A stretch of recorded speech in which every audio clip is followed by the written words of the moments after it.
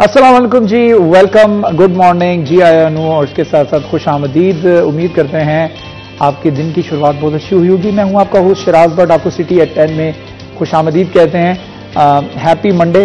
Monday तो वैसे happy होता नहीं है, लेकिन उसको हैप्पी बनाना पड़ता है अपने एटीट्यूड के साथ, अपनी पॉजिटिव वाइब्स के साथ और इसके साथ साथ जो आपकी मेंटेलिटी है उसके साथ। हमेशा आप जब भी मंडे को उठते हैं, काम पर जाते हैं, अपने कारोबार पर जाते हैं या अपने ऑफिस जाते हैं, अपनी जॉब पे जाते हैं या अपने कॉलेज जाते हैं, अपने यूनिवर्सिटी जाते हैं, आपको हमेशा आप स्टेटस भी लगाते हैं, आई हेट मंडेज, और मुझे मंडे पसंद नहीं है, this and that and the other. लेकिन मंडे के साथ दोस्ती करना बहुत जरूरी है, और दोस्ती इसलिए करना जरूरी है क्योंकि काम आप करेंगे तो ही आगे जो है वो ग्रूम हो सकेंगे, आपकी ग्रोथ हो सकेगी।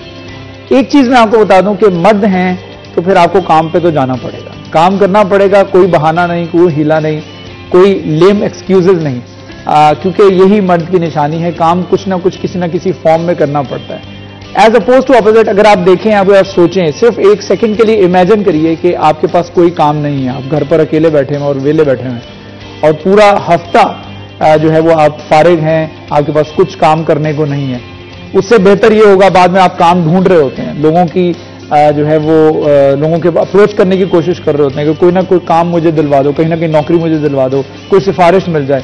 तो जो आपके पास काम है, जो कारोबार है, जो जॉब है, जो नौकरी है, उसके ऊपर अपने आप को ब्लेस्ड फील करें, अपने आप को ऐसा महसूस करें कि you are one in the millions जिसके पास ये नौकरी है, ये रोजगार है, आप बरसरे रोजगार हैं, तो एक बहुत बड़ी खुशकिस्मती है। इसके ऊपर शुक्र अदा जितना आप करें उतना कम है। बेसिकली हम लोगों ने एक एटीट्यूड डेवलप कर लिया नाशुक्री का और अनग्रेटफुलनेस का। तो ये एटीट्यूड जो है वो आगे चलकर बहुत ज्यादा नुकसान पहुंचाता है आपको, ना सिर्फ मेंटली बल्कि फिजिकली भी, क्योंकि आपकी मेंटल हेल्थ सही नहीं होगी तो आपकी फिजिकल हेल्थ भी जो है वो मेंटेन नहीं रह सकेगी। आगे बढ़ाते हैं अपने प्रोग्राम को और सबसे पहले हम बात करेंगे, जाहिर बात है, ऑब्वियस की बात है कि मौसम के हवाले से बात करेंगे, क्योंकि मौसम जो है वो बहुत ही अनप्रेडिक्टेबल है। समझ नहीं आता कि ये स्मोक है या फोग है, क्योंकि अब फोग भी थोड़ी सी इन्वॉल्व हो चुकी है इसमें। और आपने कल मोटरवे के ऊपर खास तौर पर जो लोग ट्रैवल करके आए हैं उनके लिए बहुत ज्यादा मुश्किल रही है मोटरवे के ऊपर ट्रैवल करते हुए, और स्मोक और फोग ने जो है वो मिलकर जो है वो लोगों के लिए बहुत सारी मुश्किलात जो है पैदा की। खास तौर पर स्मोक के हवाले से बात करें, ये तो नुकसानदेह भी बहुत ज्यादा है। तो आज के मौसम के हवाले से बात करेंगे टुडेज वेदर के सेगमेंट।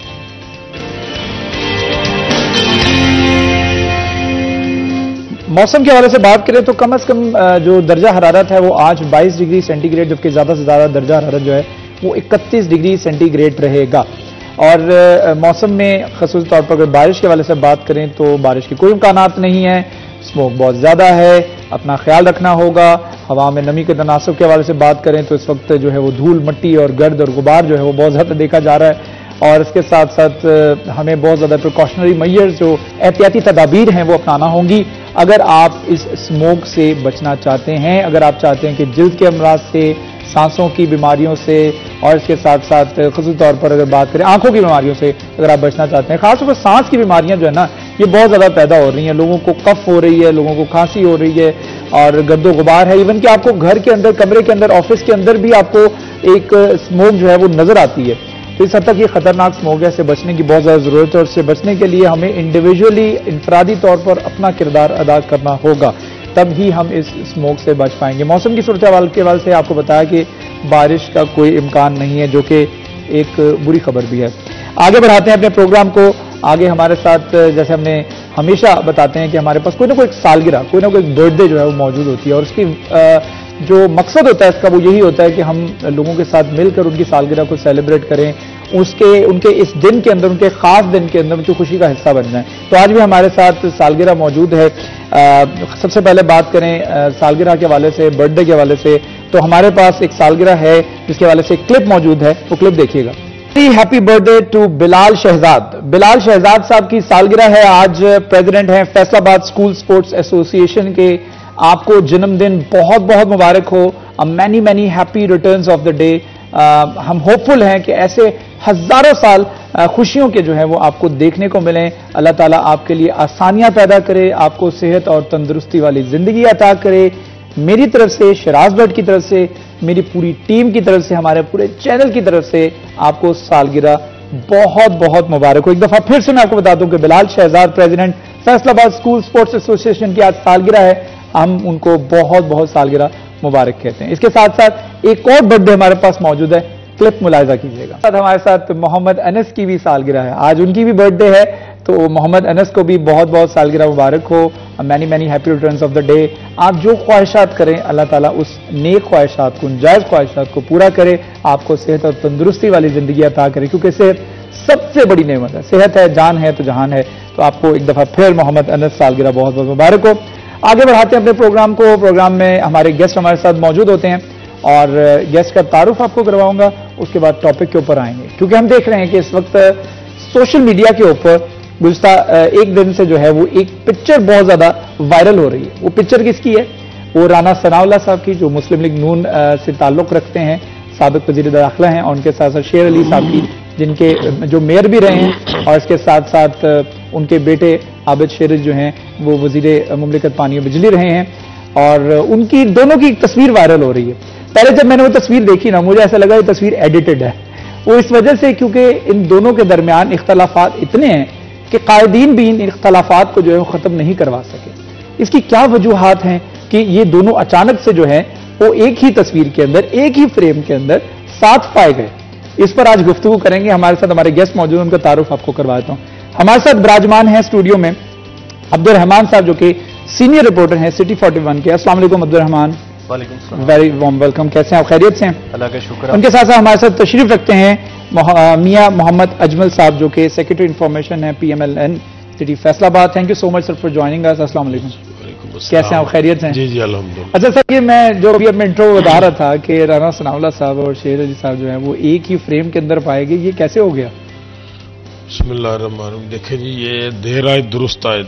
یہ اس میں بلا شبہ یہ وہ خلیج تھی جس کا آج خاتمہ ہوا, جس کو پور کر دیا گیا, جس کو رانا ثناءاللہ صاحب اپنے بڑے کے پاس چل کے گئے, اور رانا صاحب کی اعلیٰ ظرفی ہے, اور چودھری شیر علی فیملی کی بھی اعلیٰ ظرفی ہے کہ انہوں نے بڑا ہی اس کو اچھا لیا ہے اس کو. اور پارٹی کے لیے میں یہ سمجھتا ہوں یہ بہت ہمارا آج خوشی کا دن ہے. کل سے کارکن پارٹی کے جو دونوں طرف سے بیچارے پریشان تھے, ان کی پریشانی ختم ہوئی, اور یہ بہت اچھا ہوا. اچھی روایت ہے سیاست میں, یہی روایت جس کے ہم خواہاں ہیں, جس کی خواہش مند ہم رہے ہیں.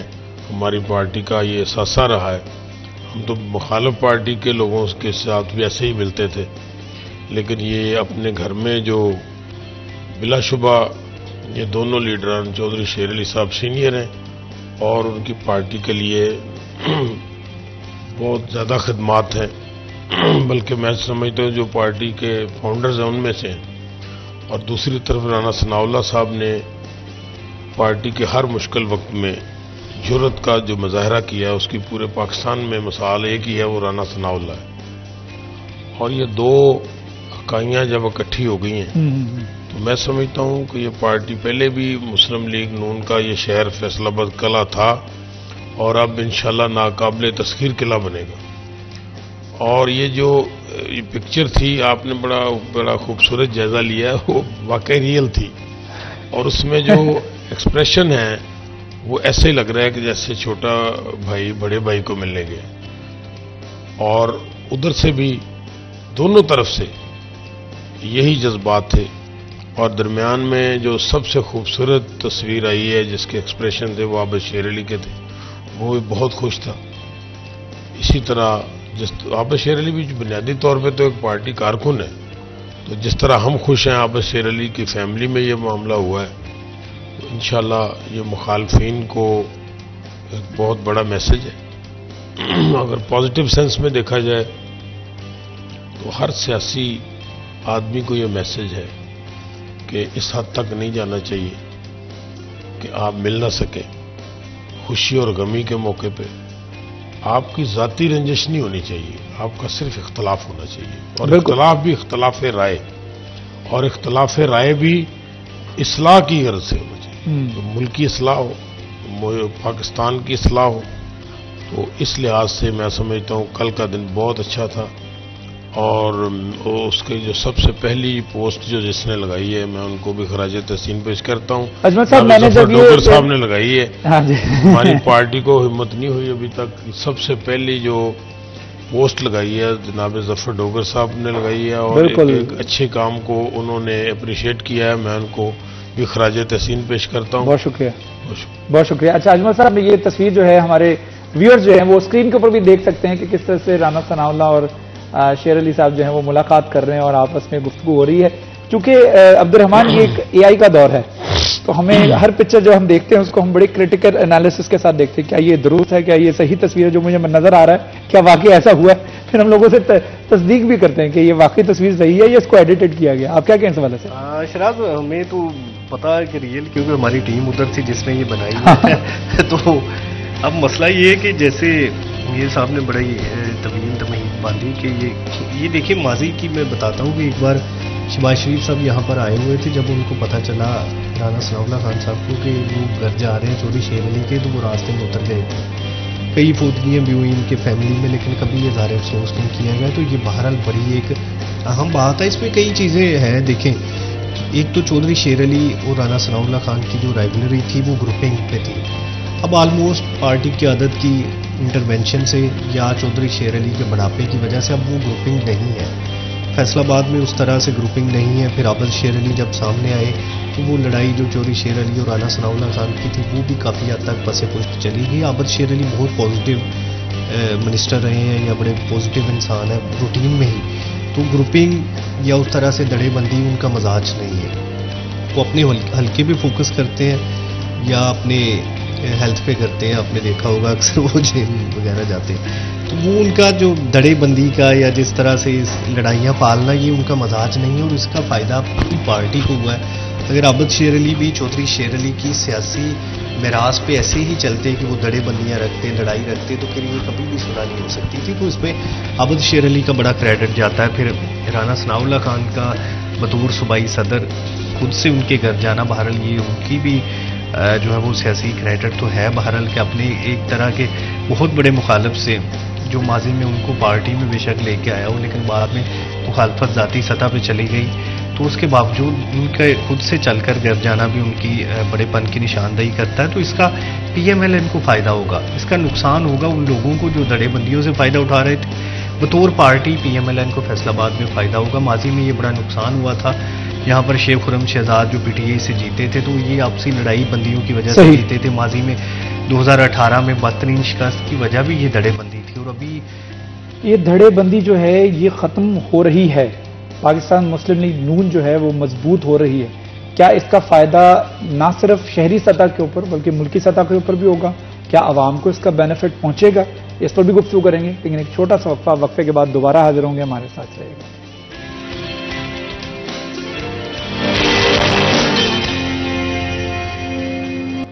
Welcome back G. City at 10 میں ایک مرتبہ پھر آپ کو خوش آمدید کہتے ہیں. ایک سیاسی پارٹی پاکستان مسلم لیگ نون، جن کے دو دھڑے جو ہیں وہ آپس میں ملنے جا رہے ہیں، جو سال ہر سال سے جو ہے ان کے درمیان میں ایک رائیوری، ان کے درمیان اختلافات، کانفلکٹس پائے جاتے تھے، وہ ختم ہوتے نظر آ رہے ہیں. اس کا فائدہ مسلم لیگ نون کو، جماعت کو تو پہنچے گا، لیکن کیا اس کا فائدہ جو ہے ایز اے جنرل دیکھا جائے تو عوام کو بھی پہنچے گا؟ کیا عوام بھی اس سے مستفید ہوگی؟ کیونکہ اس وقت حکومت بھی اسی پارٹی کی ہے. تو میں عظمت صاحب آپ سے بات کرنا چاہوں گا کہ عوام بھی اس سے مستفید ہوگی؟ یہ فیصلہ جو ہوا ہے اور جو دو دھڑے آپس میں مل رہے ہیں، سیاسی طور پر شہری سطح کے اوپر سیاست تو مضبوط ہوگی اس پارٹی کی، کیا عوام بھی مستفید ہوگی؟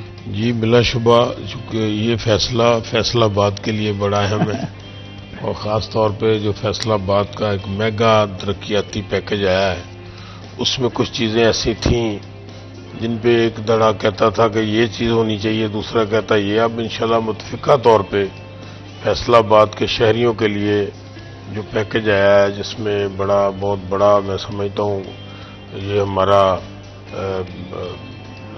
وہ پارک بن رہا ہے جی، بہت خوبصورت پارک، جس کی ہمیشہ سے فیصل آباد میں کمی رہی ہے. سوائے باغ جناح کے ہمارے پاس کوئی نہیں ہے.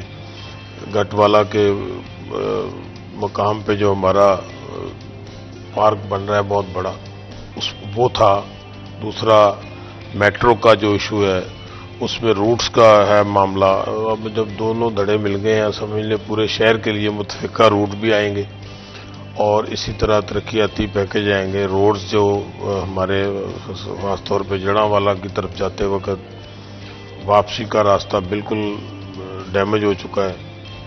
ایک روڈ پہ ہی دونوں آپ جاتی ہیں اور حادثات کا شکار ہوتے ہیں. اور اس سے بھی بڑا جو سرگودا روڈ چنوڑ تک، یہ ساری چیزیں اب انشاءاللہ آپ دیکھیں گے کہ چند مہینوں میں آپ فیصل آباد کے شہری اس سے مستفید ہوں گے اور انشاءاللہ کام ہوں گے. اور پھر آگے میں چل کے کہوں گا جو ایک کمی تھی مہنگائی کے حوالے سے، پرائس کنٹرول کمیٹی کے حوالے سے، وہ اتنی فعال نہیں ہے جتنی ہونی چاہیے.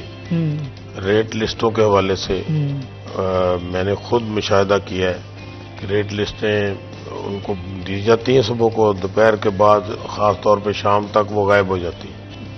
اب اس پہ اگر توجہ دی جائے گی، میں آپ کے چینل کی وساطت سے شہری انتظامیہ کو اور ڈی سی صاحب کو میں کہوں گا کہ وہ بالکل وائسرائے کا کردار ادا نہ کریں، باہر خود نکلیں. جس طرح نسیم صادق صاحب نکلا کرتے تھے وہ بھی ڈی سی تھے، اسی طرح مینگل صاحب نکلا کرتے تھے وہ بھی ڈی سی تھے. یہ چیزیں وہ اگزامپل چھوڑ کے گئے ہیں اور یہ آفس چھوڑیں گے تو وہ اگزامپل بنے گی. آفس چھوڑیں، نکلیں، جا کے دیکھیں جا کے ستیانہ روڈ پہ کیا ہو رہا ہے، دیکھیں جڑاں والا روڈ پہ کیا ہو رہا ہے. یہ مین روڈ ہی کم از کم وزٹ کر لیں تو ریٹ کنٹرول ہو سکتے ہیں. سبزیوں اور فروٹ والوں نے اتنی لوٹ مچائی ہوئی ہے آپ بیان نہیں میں کر سکتا. ٹماٹر کا ریٹ کچھ لکھا ہوتا ہے اور 3 بجے کے بعد اور ہو جاتا ہے. ٹائمنگ کے حساب سے جو ہے پرائس بڑھتی ہے. وہ لسٹیں پہنچانے والے پہنچا رہے ہیں، دے رہے ہیں ان کو، چونکہ وہ اس لیے پہنچا رہے ہیں وہ ٹھیکیدار ہے، اس نے تو اس کے پیسے لینے، اس نے پہنچانی، لیکن اس کو چیک کرنے کا ٹھیکیدار کون ہے؟ وہ ڈی سی صاحب اور ان کی ٹیم ہے.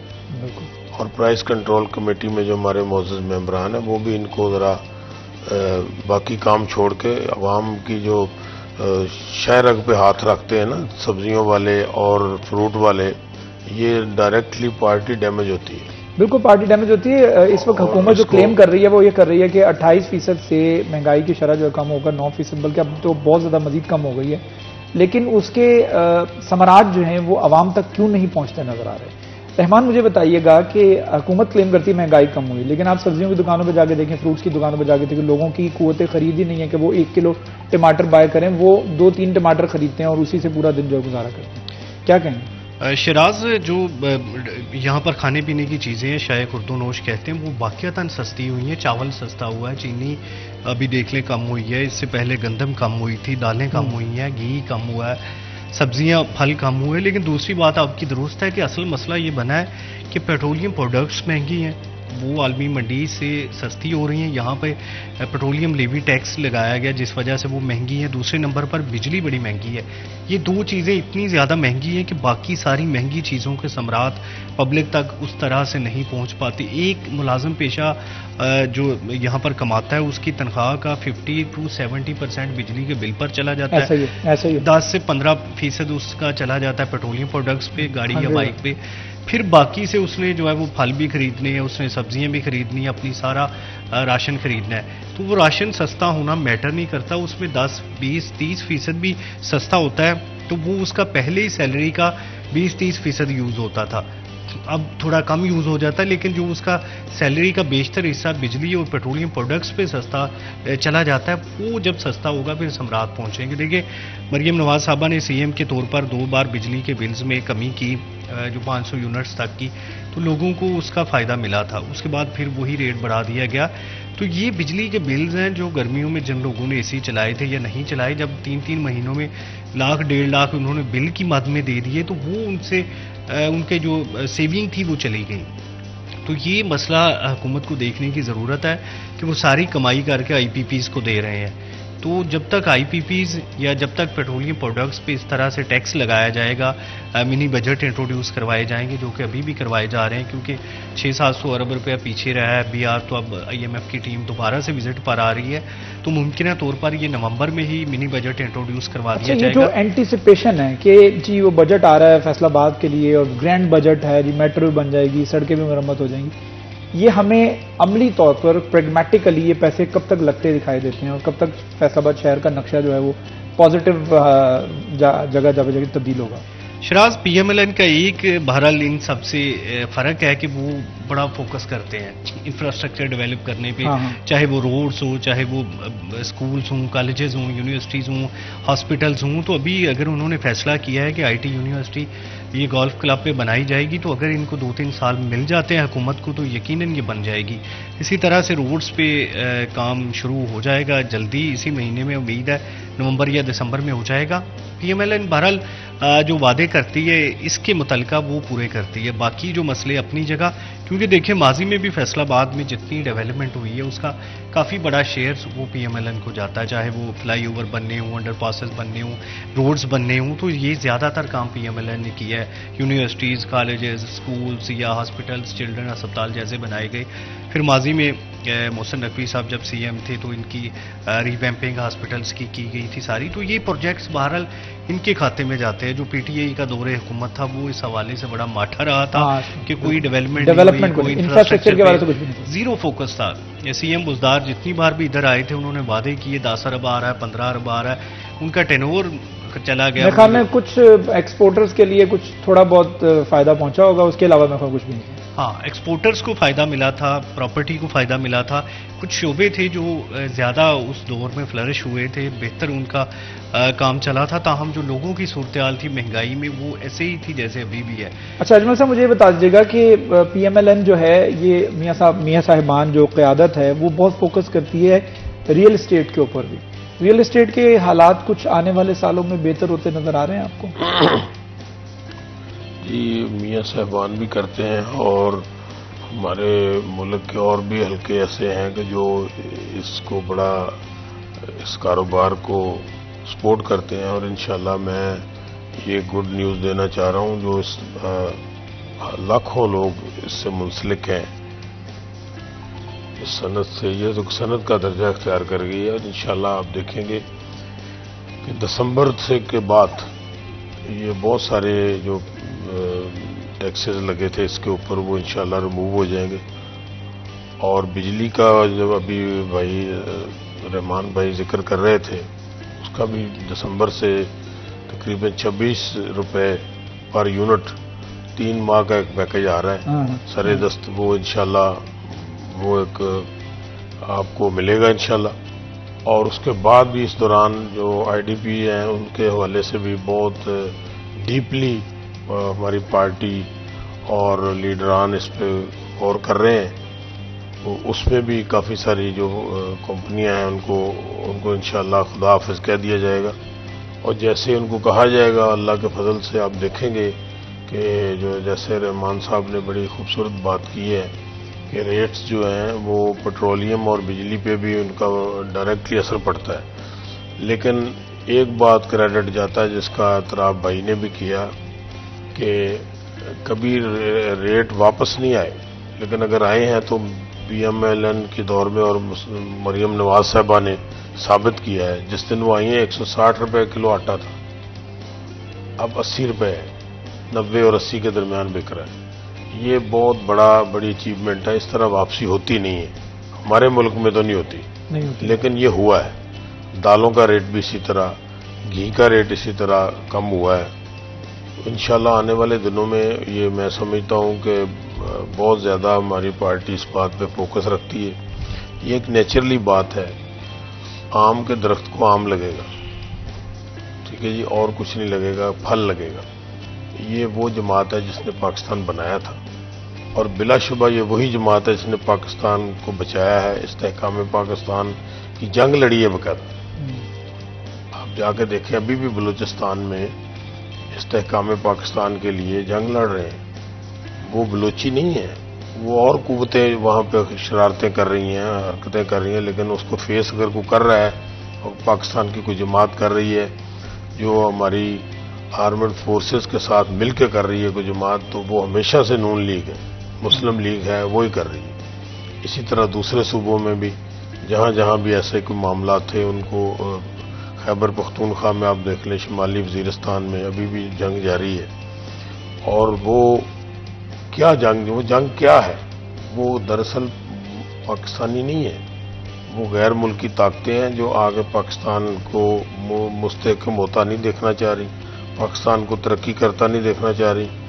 ان کے خلاف نبرد آزما اگر کوئی پارٹی ہے ہمیشہ سے وہ مسلم لیگ ہے، بالکل سر، اور اس کے فیس پہ، فرنٹ پہ ہمیشہ آرمی ہوتی ہے، اس کی بیک پہ اگر کوئی جماعت کو حقیقت کے ساتھ کھڑی ہوتی ہے آگے تو وہ مسلم لیگ نون ہے۔ نیچرلی ہمارا یہ ساتھ ہے، اور کیونکہ یہ ملک کے لیے ہم نے اس خطے کو جیسے حاصل کیا تھا، اس وقت قائد اعظم کی ٹانگیں کھینچنے والے بھی بہت تھے۔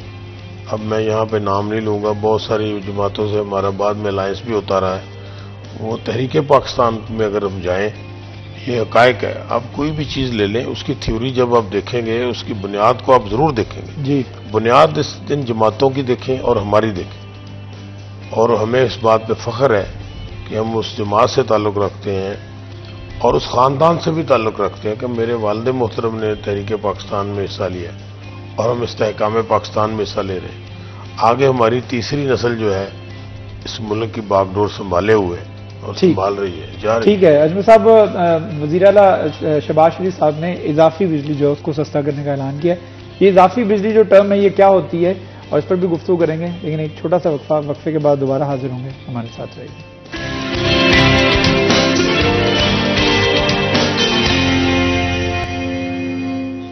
Welcome back G, city at 10 میں ایک مرتبہ پھر آپ کو خوش آمدید کہتے ہیں۔ وزیر اعظم پاکستان میاں محمد شہباز شریف صاحب نے دسمبر، جنوری اور فروری کے لیے اضافی بجلی جو ہے اس کو سستا کرنے کا اعلان کیا۔ یہ اضافی بجلی ہوتی کیا ہے، اس پر گفتگو کرتے ہیں اور جانتے ہیں۔ ہمارے رپورٹر ہمارے ساتھ موجود ہے جو کہ اس کے اوپر بڑا برڈ آئی ویو رکھتے ہیں ان تمام معاملات کے اوپر، پولیٹیکل افیئرز کے اوپر۔ عبد الرحمان بتائیے گا یہ اضافی بجلی کا ٹرم کیا، اور 3 مہینے کا ریلیف ملے گا؟ اس طرح تو نہیں ہوگا وہ 200 یونٹ والا ریلیف کی طرح کہ 2-3 مہینے بعد واپس چلا جائے گا؟ شراز نو ڈاؤٹ یہ واپس جائے گا، یہ آئی ایم ایف کی اپروول سے کیا گیا۔ میں آپ کو مثال دیتا ہوں کہ سردیوں میں بجلی کی کنزمپشن کم ہوتی ہے، آپ نے پیسے تو دینے ہی ہے، تو انہوں نے کہا کہ آپ ایکسٹرا بجلی، فرض کریں کہ آپ گیس کی جگہ بجلی استعمال کرتے ہیں گھر میں، جو گیس کا آلٹرنیٹ، ایگزیکٹلی الیکٹرک میں یا گیزر میں، تو وہ آپ کو بل تھوڑا پڑے گا۔ پہلے آپ اس لیے نہیں استعمال کرتے کہ گیس آپ کو کم ریٹ پہ پڑتی ہے، بجلی مہنگی پڑتی ہے، کہ یونٹ آپ کا اے سی چلنے کی وجہ سے یا ویسے وہ 50-60 روپے کا پڑتا ہے، تو ابھی آپ اس کو فکس کر دیا کہ آپ کو اتنا زیادہ جو ہے وہ نہیں پڑے گا، آپ ایکسٹرا جتنی مرضی استعمال کریں، فکس یونٹ کر دیا کہ اتنے کا پڑے گا اور آپ کا بل بہت تھوڑا آئے گا۔ گورنمنٹ کا بھی فائدہ ہوگا کہ آپ جتنی زیادہ بجلی استعمال کرتے ہیں اس کا جو ہے وہ جتنا بھی بل دیں گے وہ آئی پی پی کو پیسے دینا بھی آسان ہو جائے گا۔ دوسرے نمبر پر آپ کی جو گیس سے ریسورسز پہلے سے کم ہے اور آپ کو باہر سے خریدنی پڑتی ہے، تو وہ اس پہ بھی آپ کا جو ہے وہ برڈن کم ہوگا۔ یہ بڑا پرانا آئیڈیا تھا، بڑی بار کہا گیا تھا کہ آپ سردیوں میں گیس کے الٹرنیٹ کے طور پہ بجلی کو یوز کریں۔ بہت سے ممالک میں دیکھیں الیکٹرک چلتے چولہے جتنے بھی ہیں وہ الیکٹرک ہوتے ہیں، بجلی سے چلتے ہیں، تو وہ بڑا آسان ہوتا ہے۔ یہ جو ماچس سے چلانا یا گیس سے چلانا، یہ تو بڑا پرانا اور فرسودہ طریقہ ہو چکا ہے، اور ان ممالک میں جہاں پر گیس اپنی ہے، جہاں پر وہ خریدی جاتی ہے، وہ سارے بجلی پہ شفٹ ہو چکے ہیں۔ تو اگر آپ اس پہ شفٹ ہوتے ہیں، اپنی انڈسٹری کو یا دیگر جتنے بھی کام ہیں اس میں چلاتے ہیں، تو آپ کا بل بڑا مناسب آئے گا، فکس کر دیا جائے گا، جو کہ اس سے پہلے یہ ہوتا تھا کہ 200 یونٹ سے اوپر جاتے ہیں تو آپ کا اتنا بل ہے، 500 سے اوپر اتنا، جو سلیب ریٹ تھی اس میں سلیب نہیں ہوگا، اس میں فکس ریٹ آپ کو 3 مہینے کا پڑے گا۔ اچھا، غریب آدمی، ایک متوسط طبقے سے تعلق رکھنے والا شخص، ایک عام آدمی جو ہے، اس کو عام لینگویج میں سمجھا جائے، وہ یہ پوچھتا ہے جی مجھے 1 یونٹ کتنے کا پڑے گا؟ تو پھر یونٹ جو ہے وہ کاسٹ کس حد تک کم ہو جائے گی؟ دیکھیے وہ ایوریج اس کی کاسٹ جو روٹین میں 50-60 روپے پڑ رہی ہے، وہ سمجھ لیں کہ 30 سے نیچے آئے گی۔ اچھا، ہاں، مطلب تقریباً 50% تک اس کا فائدہ ہوگا۔ جو پہلے سلیب ریٹ بڑھنے سے ٹیکسز بڑھتے تھے، وہ سارے ٹیکسز ویو آف کر دیے جائیں گے۔ ٹھیک ہے اجمل صاحب، یہ بھی بتا دیجیے گا کہ یہ اس کو کئی لوگ جو ہے کنڈیشنل ریلیف بھی بول رہے ہیں کہ شرطیہ ریلیف ہے، کہ آپ بجلی زیادہ استعمال کریں گے تو پھر آپ کو ریلیف ملے گا، کیسا ہے؟ نہیں، ایسا کوئی نہیں ہے، بڑی خوبصورت طریقے سے وضاحت کی ہے عبد الرحمان صاحب نے۔ وہ نہیں ہے اس میں کہ اتنے یونٹ پہ آ کے اتنا ریٹ ہو جائے گا، یہ ہو جائے گا. ایک یونٹ کے وقفے پہ 8,000 کا فرق تھا، وہ ختم ہو گئی بات. 3,000 والا 8 پہ نہیں جائے گا. 200 یونٹ سے ایک یونٹ بڑھ گیا تو 3 مہینے انشاءاللہ جب آپ کریں گے، میں آپ کو انشاءاللہ ایک ہوپ فل بھی ہوں. میں پارٹی کی ہائی لیول کی میٹنگز میں بھی بیٹھتا ہوں جا کے. صحیح. تو اس پہ یہ ہے کہ یہ جو 3 مہینے ہیں یہ ہماری انشاءاللہ پارٹی کی ورکنگ کے مہینے، اس میں آپ کو یہ ریلیف ملے گا 3 ماہ کا. اور اسی دوران آپ اس کے ختم ہونے سے پہلے آپ بڑی خوشخبریاں بجلی کے حوالے سے سنیں گے. پیٹرولیم کا تو ہمارے ساتھ نہیں ہے، وہ تو ڈائریکٹلی انٹرنیشنلی ہوتا ہے. لیکن اس میں بھی کچھ چیزیں تھیں جو ریٹ باہر کم ہوتا ہے، وہ منوان ہمیں اس کا فائدہ ہونا چاہیے. اب اس میں انشاءاللہ آپ دیکھیں گے آنے والے وقت میں کہ وہ آپ کو ہوا کرے گا. اچھا، اس میں یہ دیکھیے گا نا کہ فیول پرائسز سے اگر ہمارا ڈائریکٹ ریلیٹڈ نہیں ہے ہم لوگ، تو ہم اس کو آلٹرنیٹ تلاش کرتے ہیں. جس طرح ہم الیکٹرک گاڑیوں کو اجازت دے رہے ہیں امپورٹ کرنے کی، الیکٹرک بائکس ہم دیکھ رہے ہیں سڑکوں کو بڑی نظر آتی ہیں. تو اس کو پروموٹ کرنے کے حوالے سے بھی حکومت کچھ کر رہی ہے؟ جی، ہماری حکومت ہی الحمدللہ کر رہی ہے کہ سولر اور جو الیکٹرک بائکس ہیں، الیکٹرک ہماری گاڑیاں ہیں، وہ ہماری حکومت ہی اس کو اجازت دے رہی ہے. تو وہ اب مارکیٹ میں آ گئی ہیں. اب سڑکوں پہ بھی آپ دیکھ رہیں گے. میں سمجھتا ہوں کہ دسمبر کے بعد آپ سڑکوں پہ بجلی والی الیکٹرک گاڑیاں جو ہیں وہ وافر مقدار میں دیکھیں گے. اور یہ ماحول کا جو اگلے سال انشاءاللہ ان دنوں میں ہم بیٹھیں گے، اگر زندگی نے ساتھ دیا تو یہ فوگ سے بھی ہماری جان کافی حد تک چھوٹ جائے گی اگلے سال تک. ظاہر ہے یہ ایک لمبا پروسیس ہے. اس کو اڈاپٹ ہم نے کر لیا ہے، ہماری پارٹی نے اس کا فیصلہ کر لیا ہے. اس میں محترمہ مریم نواز صاحبہ بہت زیادہ اس میں کام کر رہی ہیں. صحیح. اور وہ اس کو میں سمجھتا ہوں کہ پورا دن اس کو خود فوکس کرتی ہیں. اس طرح نہیں کرتی جس طرح ہمارے ڈی سی صاحبان کر رہے ہیں کہ ریٹ لسٹیں 3 بجے کے بعد دیکھنا گوارا نہیں کرتے. وہ ایسا نہیں کرتی. بار بار یہ بات جو کہہ رہا ہوں اس کی میں نے خود مشاہدہ کیا ہے. 3 بجے کے بعد ایسا ہی ہے کہ کوئی اور دنیا آ جاتی ہے یہاں پہ. ان کو چاہیے کہ خدا را یہ ہماری گورنمنٹ کو یہ ڈیمیج کرنے میں ان کا پھر ہاتھ ہو، ہم برداشت نہیں کریں گے. یہ دیکھیں غریب عوام سڑکوں پہ بیٹھی ہے. جب گھر سے کوئی پیسے لے کے 1,000 روپے کا نوٹ کو نکالتا ہے تو یقین جانے ایک چھوٹا سا چھاپر اس کے ہاتھ میں رہ جاتا ہے. اور 1,000 روپیہ عبد الرحمان مجھے بتائے گا، 1,000 روپیہ کمانے جاؤ تو لگ پتہ جاتا ہے کہ 1,000 روپیہ کمایا کیسے جاتا ہے، اور 1,000 روپیہ خرچ کرنے پر آئے تو اگر ریٹ لسٹ کے مطابق ہو تو ایک کی بجائے 3 چھاپر آپ کے ہاتھ میں ہوں گے. 3 بجے کے بعد اگر آپ چیک کریں گے اور رات گئے تک دکانیں کھلتی ہیں سبزیوں کی، فروٹس کی. یہ ڈیلی کا چونکہ ریٹ ہے. دالیں تو ایک فکس ہو جاتی ہیں نا، تو اس کے پھر اس پہ تو کنٹرول ہے الحمدللہ. جی. یہ تھوڑا سا یہ گورنمنٹ لیول پہ یہ نہیں ہے، یہ نیگلیجنسی ہے ہماری پرائز کنٹرول کمیٹی کی جو 3 بجے کے بعد سو جاتی ہے. اچھا رحمان بتائیے گا کہ یہ اتنا مشکل کیوں ہے؟ ہم پرائز کنٹرول کمیٹیاں جو ہیں وہ ریٹ لسٹ کے اوپر کیوں نہیں امپلیمنٹ کروا سک رہی؟ اور جا کے آپ اگر سبزی والے سے پوچھتے ہیں کہ بھائی یہ سبزی ریٹ لسٹ کے اوپر، آپ ریٹ لسٹ مانگتے ہیں، دیکھتے ہیں ریٹ لسٹ کے اوپر سبزی کا ریٹ کچھ اور ہے، تم تو کچھ اور بتا رہے ہو، تو وہ آگے سے کہتا ہے جی اتنے کی پڑتی نہیں ہے مجھے، آپ منڈی جا کے حالات تو دیکھیں.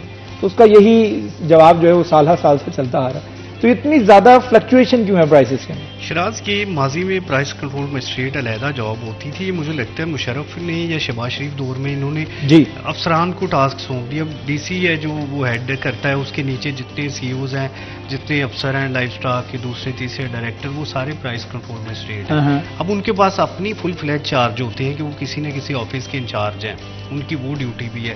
تو ساتھ میں ان کو ایڈیشنل ڈیوٹی دی گئی ہے کہ آپ پرائس کنٹرول مجسٹریٹ بھی ہیں. اب وہ نکلتے ہیں، تھوڑا سا وزٹ کرتے ہیں اور جا کے دفتر میں اپنا کام کرتے ہیں. ان کی اپنی ہی جاب ہے جس پہ وہ جواب دہ ہیں، اس جاب پہ وہ جواب دہ بھی نہیں ہے.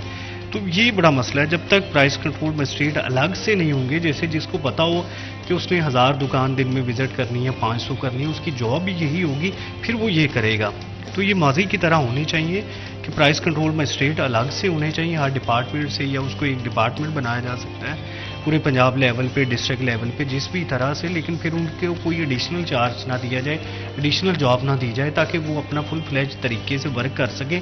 ماضی میں ایسے ہی ورک ہوتا تھا. جب سے ہم نے ایڈیشنل چارج پہ گئے ہیں تو کئی طرح کے مسائل میں یہ بھی سامنا ہے کہ وہ بس فارمیلٹی پوری کرتے ہیں میاں صاحب کے الفاظ میں کہ وہ 3 بجے تک اپنا کام کر کے گھروں کو چلے جاتے ہیں. اس کے بعد کیا ہوتا ہے وہ ہماری ذمہ داری نہیں ہے. ہاں بالکل, آٹو پائلٹ موڈ پہ لگا دیتے ہیں نا کہ بھائی ہم نے ہماری ذمہ داری 3 بجے تک دیکھنا ہے. سرکاری دفاتر جو ہے 3 بجے کے بعد بند ہو جاتے ہیں, اس کے بعد ہماری ذمہ داری نہیں ہے. اگر وہ 100 روپے کا فروٹ جو ہے 1000 روپے کا بکتا ہے تو وہ آپ کی سردردی ہے, ہماری سردردی ہے. ہم صبح دیکھیں گے. تو ایک چھوٹا سا وقفہ لیتے ہیں, وقفے کے بعد اسی کے اوپر مزید گفتگو کریں گے. ہمارے ساتھ رہے گا.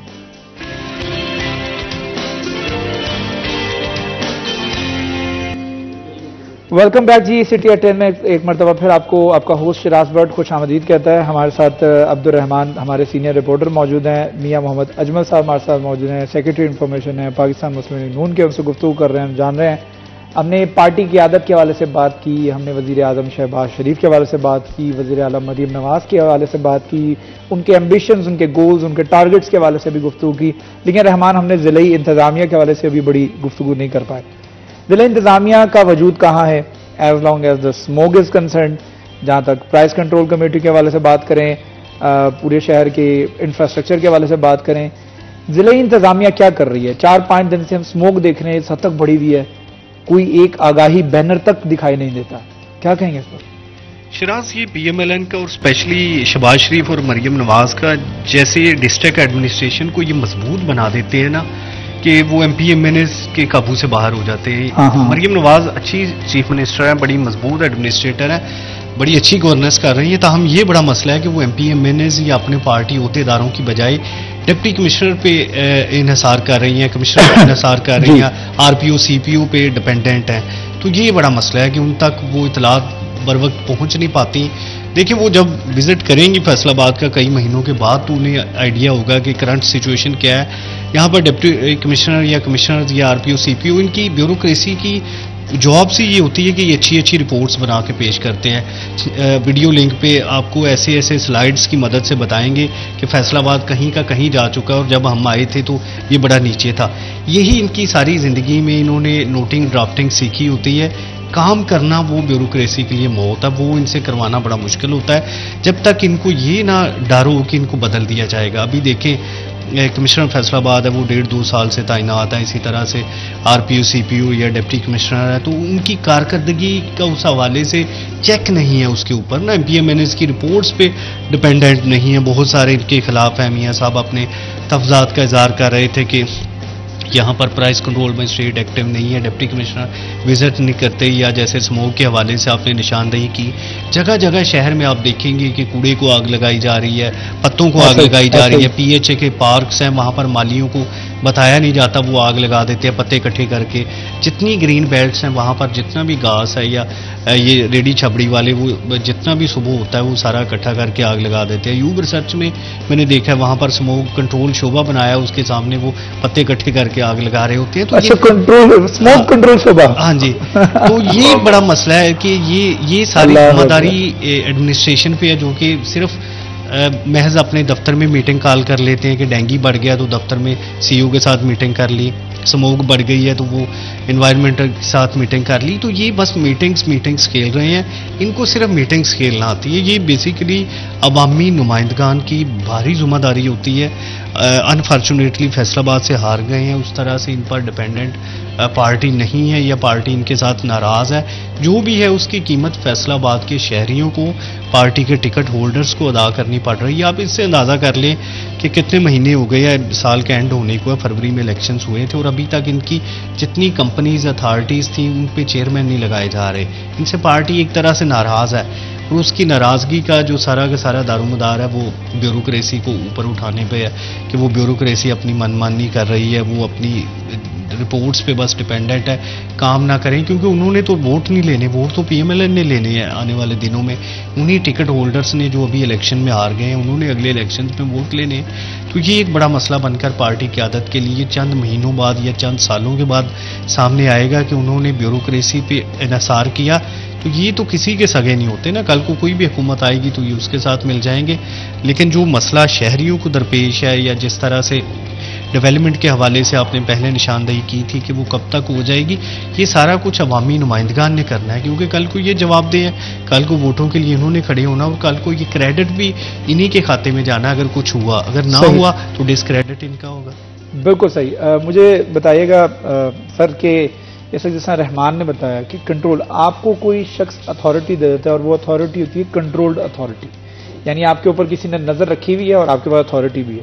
اب وہ نظر جب وہ گرپ جو ہے وہ ڈھیلی ہو جائے یا وہ نظر کمزور ہو جائے تو آٹومیٹکلی وہ شخص جس کے پاس وہ اتھارٹی ہوتی ہے وہ اس اتھارٹی کا مس یوز کرنا شروع کر دیتا ہے. ہمارے یہاں بھی اسی طریقے سے کنٹرول ملا ہوا ہے، لیکن وہ کنٹرول جو ہے اس کے اوپر نظر اتنی تگڑی نہیں ہے، جس کی وجہ سے وہ مس یوز کیا جا رہا ہے اس کا، تو اور شہریوں کو اس کا نقصان اٹھانا پڑ رہا ہے. کیا کہیں گے ضلعی انتظامیہ، ڈسٹرکٹ گورنمنٹ، سٹی گورنمنٹ جو ہے کس حد تک جو ہے وہ شہریوں کے مسائل کے اوپر آنکھیں میچ کر بیٹھی ہوئی؟ دیکھیں، بڑی خوبصورت بات آپ نے کی. میں چونکہ ایک سیاسی ورکر ہوں تو میں بات تو سیاست کے حوالے سے ہی کروں گا. جی جی جی. اور سیاست ایک واحد شعبہ ہے جس کا ڈائریکٹ عوام سے تعلق ہوتا ہے. یہی پرائز کنٹرول کمیٹیاں اگر ان کو آپ فعال بنانا چاہتے ہیں تو میں سمجھتا ہوں کہ آپ کے پاس ایک پارٹی کے پاس ایک بہت بڑا اثاثہ ہے. ہمارے جو چیئرمین منتخب ہوئے تھے وہ لوگ یونین کونسل لیول پہ، اگر ان کو اس میں شامل کیا جائے اور عوامی نمائندوں کو اس میں شامل کیا جائے جو ڈائریکٹ عوام کو جواب دہ بھی ہیں اور عوام کی نبض پہ وہ ہاتھ رکھ سکتے ہیں، اور وہ ڈائریکٹ گھر سے نکلتے وقت ان کو پتہ ہوتا ہے وہاں پھر 3 بجے والا چکر ختم ہو جائے گا، وہ ہر ٹائم نظر رکھیں گے. یہ میں پارٹی کو آپ کے چینل کی وساطت سے ہاتھ جوڑ کے کہتا ہوں کہ جن اداروں میں آپ سیاسی لوگوں کو بٹھا سکتے ہیں وہ پارٹی کا ایک فیس بنیں گے، پارٹی کے لیے وہ ترجمانی کریں گے آپ کی. یہ نہیں کہ یہی لوگ ایماندار ہیں، یہ تو آپ کو بریفنگ دے رہے ہیں، اگلے دن جب آپ چلے جائیں گے آنے والے کو اس کے آنے سے 4 گھنٹے پہلے یہ بریفنگ تیار کر کے بیٹھے ہوتے ہیں. یہ بریفنگ کے ماسٹر ہیں. بڑی اچھی بات کی انہوں نے عبد الرحمان صاحب نے میٹنگ کے، اور جو منٹس میٹنگ کے انہوں نے لکھے ہوتے ہیں، باہر کچھ بھی نہیں ہوتا. اور میں سمجھتا ہوں کہ اس میں عوامی حکومت ہے، کام کرنے والی پارٹی ہے، اس کا امیج جو عوام تک جانا چاہیے اس کے آگے اگر کوئی برج ہے، اگر کوئی رکاوٹ ہے، اگر کوئی اس کے آگے کوئی سپیڈ بریکر ہے تو وہ صرف اور صرف یہ بیوروکریسی ہے. اور خاص طور پہ بدقسمتی سے ہمارے شہر کے جو بیوروکریٹ ہیں انہوں نے یہ ٹھان لی ہے کہ یہ ہماری سیٹیں چونکہ یہاں سے لوز ہو گئی ہیں اور اب سارا کچھ ہم ہی ہیں. یہ ان کی خام خیالی ہے.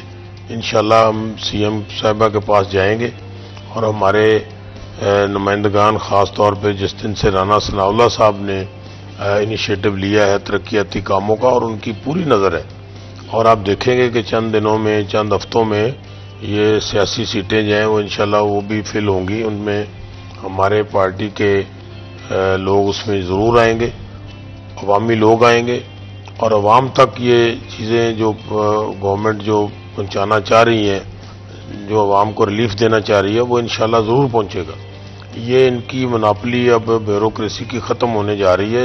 یہ چند ہفتوں کی بات ہے، انشاءاللہ ہوگا. میں سمجھتا ہوں کہ ہمارے اس میسج کے بعد ان کو کچھ نہ کچھ تو جتنا اثر آپ کا ہوتا ہے بڑے بڑے منسٹروں کے کہنے کا نہیں ہوتا، جتنا اثر یہ 41 کے 3 بجے والی اسٹریٹجی ختم ہو. سٹی 41 ایک کلچر بن چکا ہے فیصل آباد کے لیے الحمدللہ کہ یہ پہلے جو چیزیں جن کی نشاندہی نہیں ہوتی تھی پھر عمل نہیں ہوتا تھا، یہ دونوں کام ایک ہی وقت میں ہو جاتے ہیں. اگر آپ چینل پہ آ کے کوئی بات کر لیں، نشاندہی بھی ہوتی ہے اور اس پہ برق بھی ہوتا، عمل بھی ہوتا ہے، اور عمل کروانے والے بھی اوپر بیٹھے ہیں. میں سمجھتا ہوں کہ ان کو کوئی ذاتی فائدہ نہیں ہوگا، یہ صرف ان کی سستی ہے. یہ جو ان کا انداز ہے شاہانہ، اس سے ذرا نکل کے دیکھیں. ہمارے تو بینگ مسلمان دیکھیں، جناب عمر فاروق کو دیکھیں، ان کا دور دیکھیں. عمر فاروق، جناب عمر ثانی جو آئے ہیں بعد میں، ان کا دیکھیں آپ. اور انہوں نے گلیوں میں جا کے، بازاروں میں جا کے، اور اس وقت تو ذرائع آمد و رفت بھی اتنے نہیں تھے، اور وہ وقت کے جو قاضی تھے انہوں نے سلطنت عثمانیہ کے دور کی آپ ڈاکومنٹری دیکھیں، چیک کریں. انہوں نے ایک نان بھائی کے پاس بھی جا کے چیک کیا ہے، اس کا نان خود چیک کیا، کھا کے چیک کیا ہے، اور دیکھا ہے کہ عوام کو آپ کیا کھلا رہے ہیں. بیوروکریسی کا پرابلم یہ اجمل صاحب یہ ہے کہ وہ جب آتے ہیں تو وہ کسی کے کام کو دیکھنا یا اس کو دیکھ کر سیکھنا جو ہے نا اپنی توہین سمجھتے ہیں. کیوں ایسا ہوتا ہے کہ عبد الرحمان پورے شہر کے اندر آپ یو نیم اٹ، آپ کسی رینڈم شخص سے پوچھیں کہ سب سے اچھا دور جو ہے وہ ضلعی انتظامیہ کے حوالے سے بات کریں تو کس کا رہا ہے؟ وہ کہیں گے نور الامین مینگل کا، نسیم صادق کا. رینڈملی آپ پوچھیں گے. اگر آپ ان ایڈمنسٹریشن کو جا کے کہیں گے کہ آپ ان کا دور دیکھیں، وہ کہیں گے کیوں؟ آئی ڈو تھنگس مائی اون وے، میں تو اپنے طریقے سے کرتا ہوں، میں کسی اور کے طریقے کو فالو نہیں کرتا. تو یہ مجھے لگتا ہے کہ اس دور سے کچھ نہ کچھ سیکھنا چاہیے. آپ کو کیا لگتا ہے؟ شراز دیکھیں، جیسے آپ نے مثال دی، وہ دونوں بندے بڑے ایکٹر تھے. انہوں نے شہر میں کئی طرح کے پروجیکٹس بھی نئے سے نئے لائے، بڑی تجاوزات دور کی، شہر کو خوبصورت بنایا. ایک سینس تھی بیوروکریسی میں. ابھی یہ بڑا مسئلہ آ رہا ہے کہ میٹنگز پہ زیادہ فوکس کیا جا رہا ہے، جیسے میٹنگز، بریفنگز. اس سے زیادہ سے نکلتا کیا ہے؟ وہ بس رپورٹس ایگزیکٹلی منٹس وہ پہنچ جاتے ہیں کہ یہ ہم نے کر دیا. یہ ادھر آر پی یو سینڈوچ نکلتے ہیں، بسکٹ نکلتے ہیں، پیزا نکلتا ہے. آر پی یو نے سلائیڈز کی مدد سے مریم نواز کو بتا دیا تھا کہ شہر میں کرائم کم ہوا ہے، کیونکہ ہمیں لگتا ہے کہ مسلسل بڑھتا جا رہا ہے، وارداتیں بڑھتی جا رہی ہیں. لیکن ان کے پاس کچھ ایسی جو ہے وہ فیکٹس تھے جن کی مدد سے وہ ثابت کرنے میں کامیاب رہے تھے کہ بڑا کرائم ختم ہو گیا. تو یہ ایک بڑا مسئلہ ہوتا ہے کہ انہوں نے جب اس سے ہی کارروائی کی حل ہو جاتی ہو تو پھر ان کو کیا ضرورت ہے ورک کرنے کی. اگر یہ پراپر وزٹس کریں جیسا کہ ان کا جواب ہے، خود جا کے موقع پہ دیکھیں تو بہت سارے مسائل کا حل فوری نکالنا ممکن ہو. آپ نے دیکھا ہوگا بھی واسا کی جو ہے وہ کئی جگہ سے سڑک ٹوٹی ہے، واسا کی پائپ لائنز پھٹ گئی ہیں، تو کبھی نہیں دیکھیں گے ڈی سی موقع پر موجود ہوگا، اے سی موجود ہوگا. ٹھیک ہے عبد الرحمان، ہم امید کر رہے ہیں کہ آنے والے سال جو ہیں وہ فیصل آباد کے لیے اچھے ہوں. واسا کے مسائل حل ہونے جا رہے ہیں، روڈز بننے جا رہی ہیں، آئی ٹی یونیورسٹی فیصل آباد کو ملنے جا رہی ہے، میٹرو بسز کے اوپر کام ہو رہا ہے. تو امید کرتے ہیں کہ یہ سیاسی پارٹی جو ہے وہ اسی طریقے سے مسائل حل کروائے اور اگلا سال جو 2025 کا ہوگا وہ فیصل آباد کے لیے بہترین سال رہے. یہ ہماری دعا بھی ہے اور امید بھی ہے. اسی کے ساتھ ساتھ اجمل صاحب کا بہت شکریہ، آپ نے ہمیں جوائن کیا. جزاک اللہ، تھینک یو سو مچ. عبد الرحمان آپ کا بہت شکریہ، دونوں مہمانوں کا بہت شکریہ. ایک چھوٹا سا وقفہ لیتے ہیں، وقفے کے بعد دوبارہ حاضر ہوں گے. کہیں مت جائیے گا، ہمارے ساتھ رہیے گا.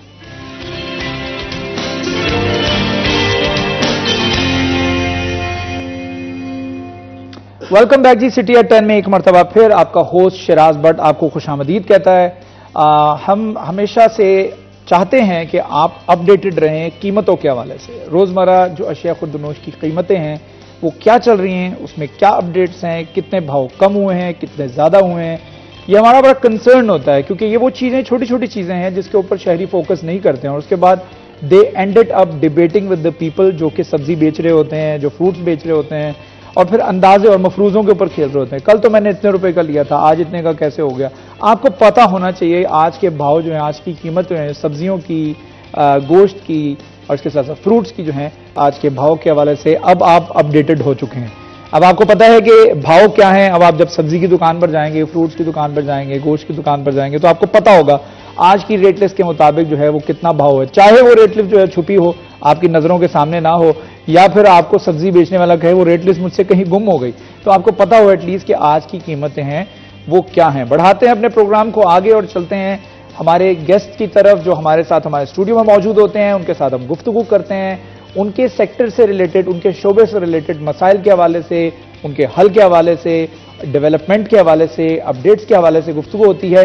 اور آج بھی بڑے اسپیشل گیسٹ ہمارے ساتھ ہمارے اسٹوڈیو کے اندر موجود ہیں. ان کا تعارف آپ کو پہلے کروا دیتا ہوں، اس کے بعد ہم گفتگو کے سلسلے کو آگے بڑھائیں گے. ہمارے ساتھ تشریف رکھتے ہیں، براجمان ہیں رائے سیف الرحمان بھٹی صاحب جو کہ ممتاز قانون دان ہیں، امیدوار ہیں ڈسٹرکٹ بار کے. Sir thank you so much for joining us. السلام علیکم. وعلیکم السلام. کیسے ہیں آپ؟ خیریت سے؟ الحمدللہ. ان کے ساتھ ساتھ ہمارے ساتھ تشریف رکھتے ہیں میاں ندیم انور صاحب جو کہ ایڈوکیٹ ہیں. میاں صاحب السلام علیکم. وعلیکم السلام. Very warm welcome. کیسے ہیں آپ؟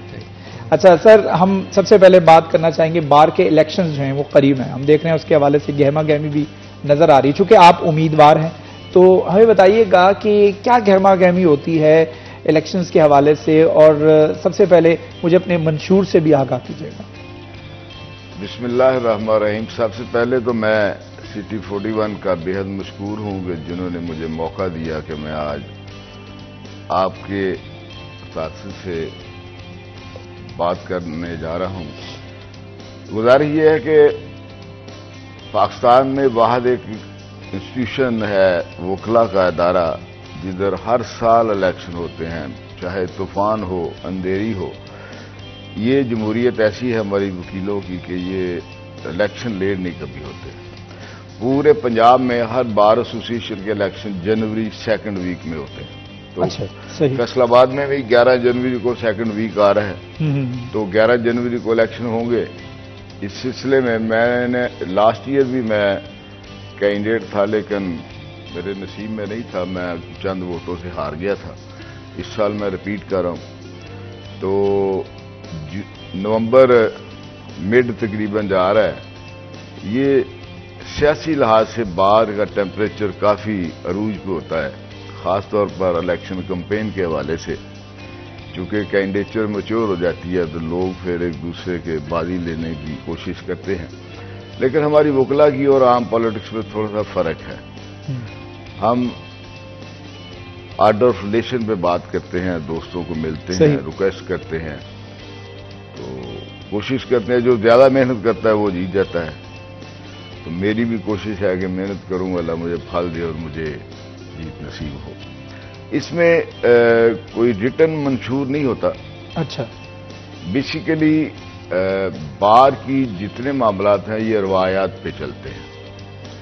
چند ایک چیزیں ہیں جو ہمیں بار کونسل قدغن بھی لگاتی ہے. روایات یہ ہے کہ اگر مجھے عزت دی ہے دوستوں نے، وکلا نے، تو مجھے بھی وکلا کے وقار کا احترام کرنا چاہیے اور ان کے وقار کو مجروح نہیں ہونے دینا چاہیے، ان کے وقار میں اضافہ ہونا چاہیے. تو میری کوشش ہوگی سب سے پہلے بار کے قد کاٹ میں اضافہ ہو، صحیح، وکلا کے وقار میں اضافہ ہو، اور کوشش کروں گا کہ روایات کو قائم رکھتے ہوئے وکلا کے ہی مسائل انشاءاللہ تعالی اجاگر کریں گے اور ان کا حل بھی نکالیں گے. بالکل صحیح. ہمارے ساتھ میاں صاحب موجود ہیں. میاں صاحب یہ بتائے گا کہ الیکشنز کے حوالے سے گہما گہمی عروج پر ہوتی ہے، کیا یہاں پہ بھی وہ فلیکسز والا سسٹم ہوتا ہے؟ فلیکسز لگتی ہیں اور لوگ جو ہے باقاعدہ طور پر ایک پورا ماحول دیکھا جاتا ہے الیکشنز کا، سپورٹرز اور ووٹرز جو ہیں وہ بڑے پرجوش دکھائی دیتے ہیں. انیشلی جب کوئی بھی کینڈیڈیٹ اپنی کینڈیڈیچر اناؤنس کرتا ہے اس وقت یہ فلیکسز بھی اور وایا میڈیا، فیس بک، سبھی لوگ اپنے جو اشتہارات بھی دیتے ہیں. لیکن اب ریسنٹلی دو تین سال ہو گئے ہیں جس میں بار کے حوالے سے اور پنجاب بار نے بھی اس پہ تھوڑی سی پابندی عائد کی ہے. کمپیریٹیولی تھوڑا 2-3 سال سے کم لگا اوپنلی پورے شہر میں فلیکسز ہم لگاتے ہیں، وہ اب نہیں لگتی. اور بار میں نیچرلی جو بندہ کینڈیڈیٹ آتا ہے تو اوبیسلی اس کو ہر بندہ جانتا ہوتا ہے، تو ہمیں اس طرح سے ضرورت نہیں ہوتی جس طرح جنرل الیکشنز میں فلیکسز کا ایک کردار سمجھا جاتا ہے، ہماری بار میں نہیں اس طرح سے. وہ عام پبلک کے ساتھ وہ چہرہ آشنا نہیں نہ ہوتا، تو اس وجہ سے لوگوں کو بتانا پڑتا ہے. اب یہاں پر جو آپ کو پبلک، آپ کی جو ووٹر ہے وہ آلریڈی آپ کو جانتے ہیں، تو آپ کو ضرورت نہیں ہوتی اس حوالے سے. اچھا مجھے صرف یہ بھی بتائیے گا کہ اگر خاص طور پر بات کریں وکلا کے مسائل کو آپ نے فوکس کیا، وکلا کے مسائل ہیں کیا اس وقت باہر کے حوالے سے؟ As long as the bar is concerned تو وکیلوں کے سب سے بڑے مسائل آپ کو کیا نظر آتے ہیں، آپ کی نظر میں؟ ایک بہترین جو فیصل آباد کے حوالے سے خاص طور ہائی کورٹ کا بینچ ہے، جو ایک درینہ مطالبہ ہے ہمارا فیصل آباد کا اور فیصل آباد ڈویژن کا، وہ ہم سے دور ہوتا چلا جا رہا ہے. جو بھی گورنمنٹ آتی ہے وہ کہتی ہے کہ انصاف عوام کی دہلیز پہ، لیکن فیصل آباد بار کو دیکھتے ہیں تو لگتا ہے فیصل آباد کے لیے انصاف میسر نہیں ہے. یہ ایک درینہ مسئلہ ہے. اس کے ساتھ ساتھ وکلا کی تعداد بڑھتے ہوئے پارکنگ کے ہمارے بے شمار مسائل ہیں اور وہ دن بدن بجائے کم ہونے کے بڑھتے چلے جا رہے ہیں. اور ایک ہمارا فقدان یہ بھی ہے اور بار اور بینچ کا بھی ہے میٹر، تو اس کو بھی انشاءاللہ تعالی سارٹ آؤٹ کریں گے.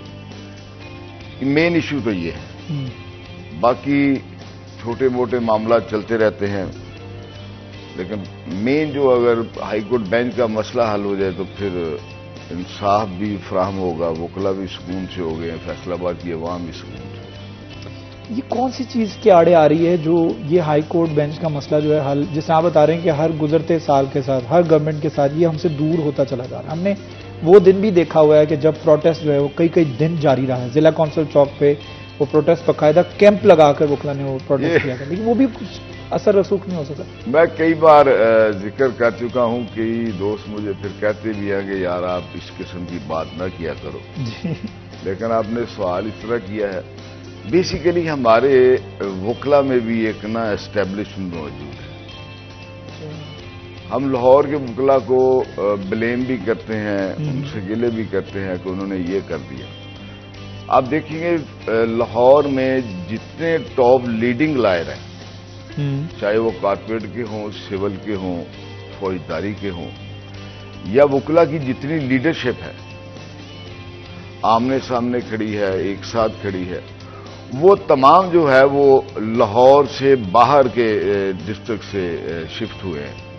کوئی گجرات سے آیا ہے، کوئی چکوال سے آیا ہے، کوئی اٹک سے آیا ہے، کوئی فیصل آباد سے گیا ہے، کوئی ملتان سے گیا ہے۔ بدبختی ہے کہ جو ہمارے سے نکل کے ادھر جاتا ہے وہ لاہور کے ہو جاتا ہے۔ لاہور میں ایک اسٹیبلش موجود ہے وکلا کی، جو فیصل آباد سمیت دیگر اضلاع میں بھی محرومی ہے ہائی کورٹ کی سلسلے میں۔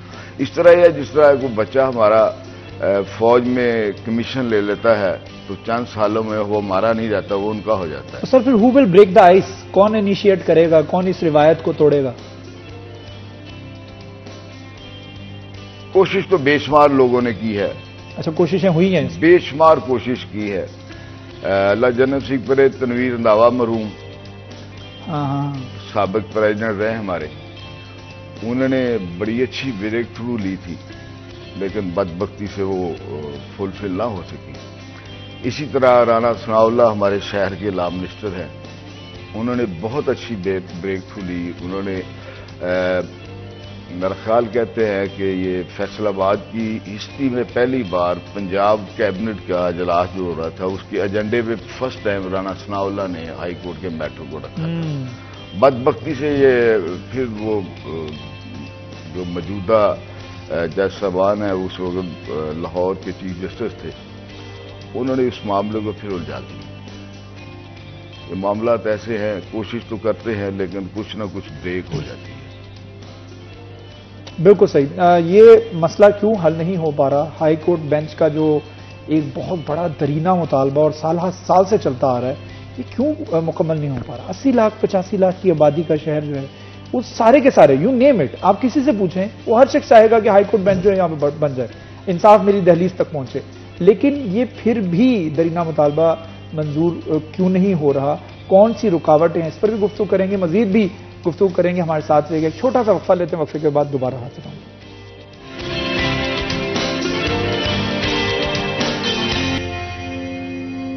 Welcome back G, city at 10 میں ایک مرتبہ پھر آپ کو آپ کا ہوسٹ شراز بٹ خوش آمدید کہتا ہے۔ ہمارے ساتھ براجمان ہیں میاں ندیم انور صاحب، ان کے ساتھ ساتھ رائے سیف الرحمان بھٹی صاحب ہمارے ساتھ موجود ہیں۔ ان کے ایکسپیرینس، ان کے تجربات سے ہم مستفید ہو رہے ہیں، ہمارے دیکھنے والے ویورز بھی جو ہیں وہ مستفید ہو رہے ہیں۔ میاں صاحب، ہائی کورٹ بینچ کے حوالے سے بات ہوئی، جیسے میں نے ابھی جانے سے پہلے، بریک پہ جانے سے پہلے بتایا کہ پورا فیصلہ آباد چاہتا ہے کہ ہائی کورٹ بینچ جو ہے اس کا قیام ہو جائے، اور ہمیں جو بار بار لاہور جانا پڑتا ہے، کئی لوگ جو ہے یومیہ بنیادوں پر بھی لاہور جاتے ہیں بیچارے، ان کو بڑی تکلیف کا سامنا کرنا پڑتا ہے، جس قرب سے وہ گزر رہے ہیں شاید ہم اس کا اندازہ بھی نہیں لگا سکتے، لیکن پھر بھی رکاوٹیں بہت ہیں۔ جس طرح بھٹی صاحب نے بتایا کہ اتنی زیادہ رکاوٹیں ہیں کہ ان کا سامنا ہم نہیں کر پا رہے ہیں۔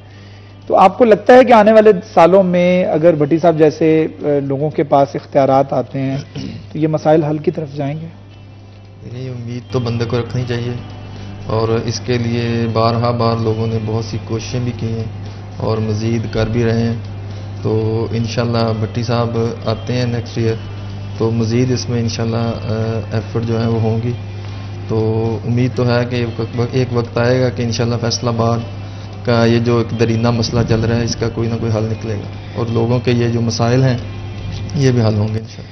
لوگوں کے مسائل حل ہونے بھی چاہیے۔ بھٹی صاحب مجھے یہ بتائیے گا کہ چیمبرز کے حوالے سے بات کریں تو فیصل آباد میں آپ کو لگتا ہے کہ چیمبرز کی کمی بھی ہے، اور جو نئے وکلا آتے ہیں ان کو بڑے مہنگے جو چیمبرز وہ لینا پڑتے ہیں؟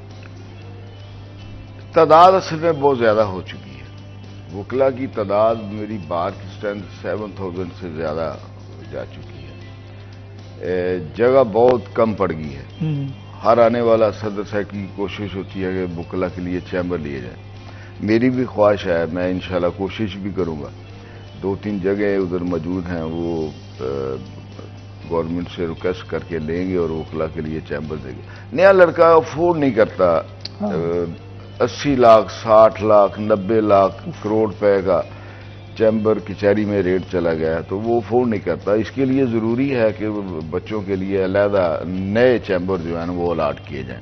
تو جگہ ہے, انشاءاللہ کوشش کریں گے کہ ایٹ اینی کاسٹ جنوری ہی کوشش کریں گے کہ اس کو لیز پہ لیا جائے اور بچوں کے لیے وہ بنایا جائے. دیکھیں یہ بڑا ایک مسئلہ ہے جو کہ حل ہونا چاہیے بھی, کیونکہ بڑی ایک نئی جنریشن جو ہے اس میں ایڈ ہوتی چلی جا رہی ہے.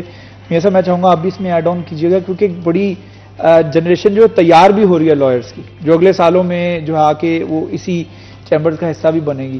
تو آپ کو لگتا ہے کہ یہ جو مہنگے چیمبرز کا جو مسئلہ ہے تب تک حل نہیں ہوگا, جس طرح بھٹی صاحب نے کہا کہ اور بھی جگہ جو ہے وہ گورنمنٹ کے اپروول سے اگر ہمیں مل جاتی ہے تو یہ ہے کہ پھر ہم اس کو کمپیریٹیولی تھوڑا سستا کر سکیں گے. اصل میں جہاں پہ وکلاء کے چیمبرز بنے ہیں یا جہاں پہ یہ عدالتوں کا احاطہ موجود ہے, جگہ وہی ہے لیکن وکلاء بڑھ رہے ہیں.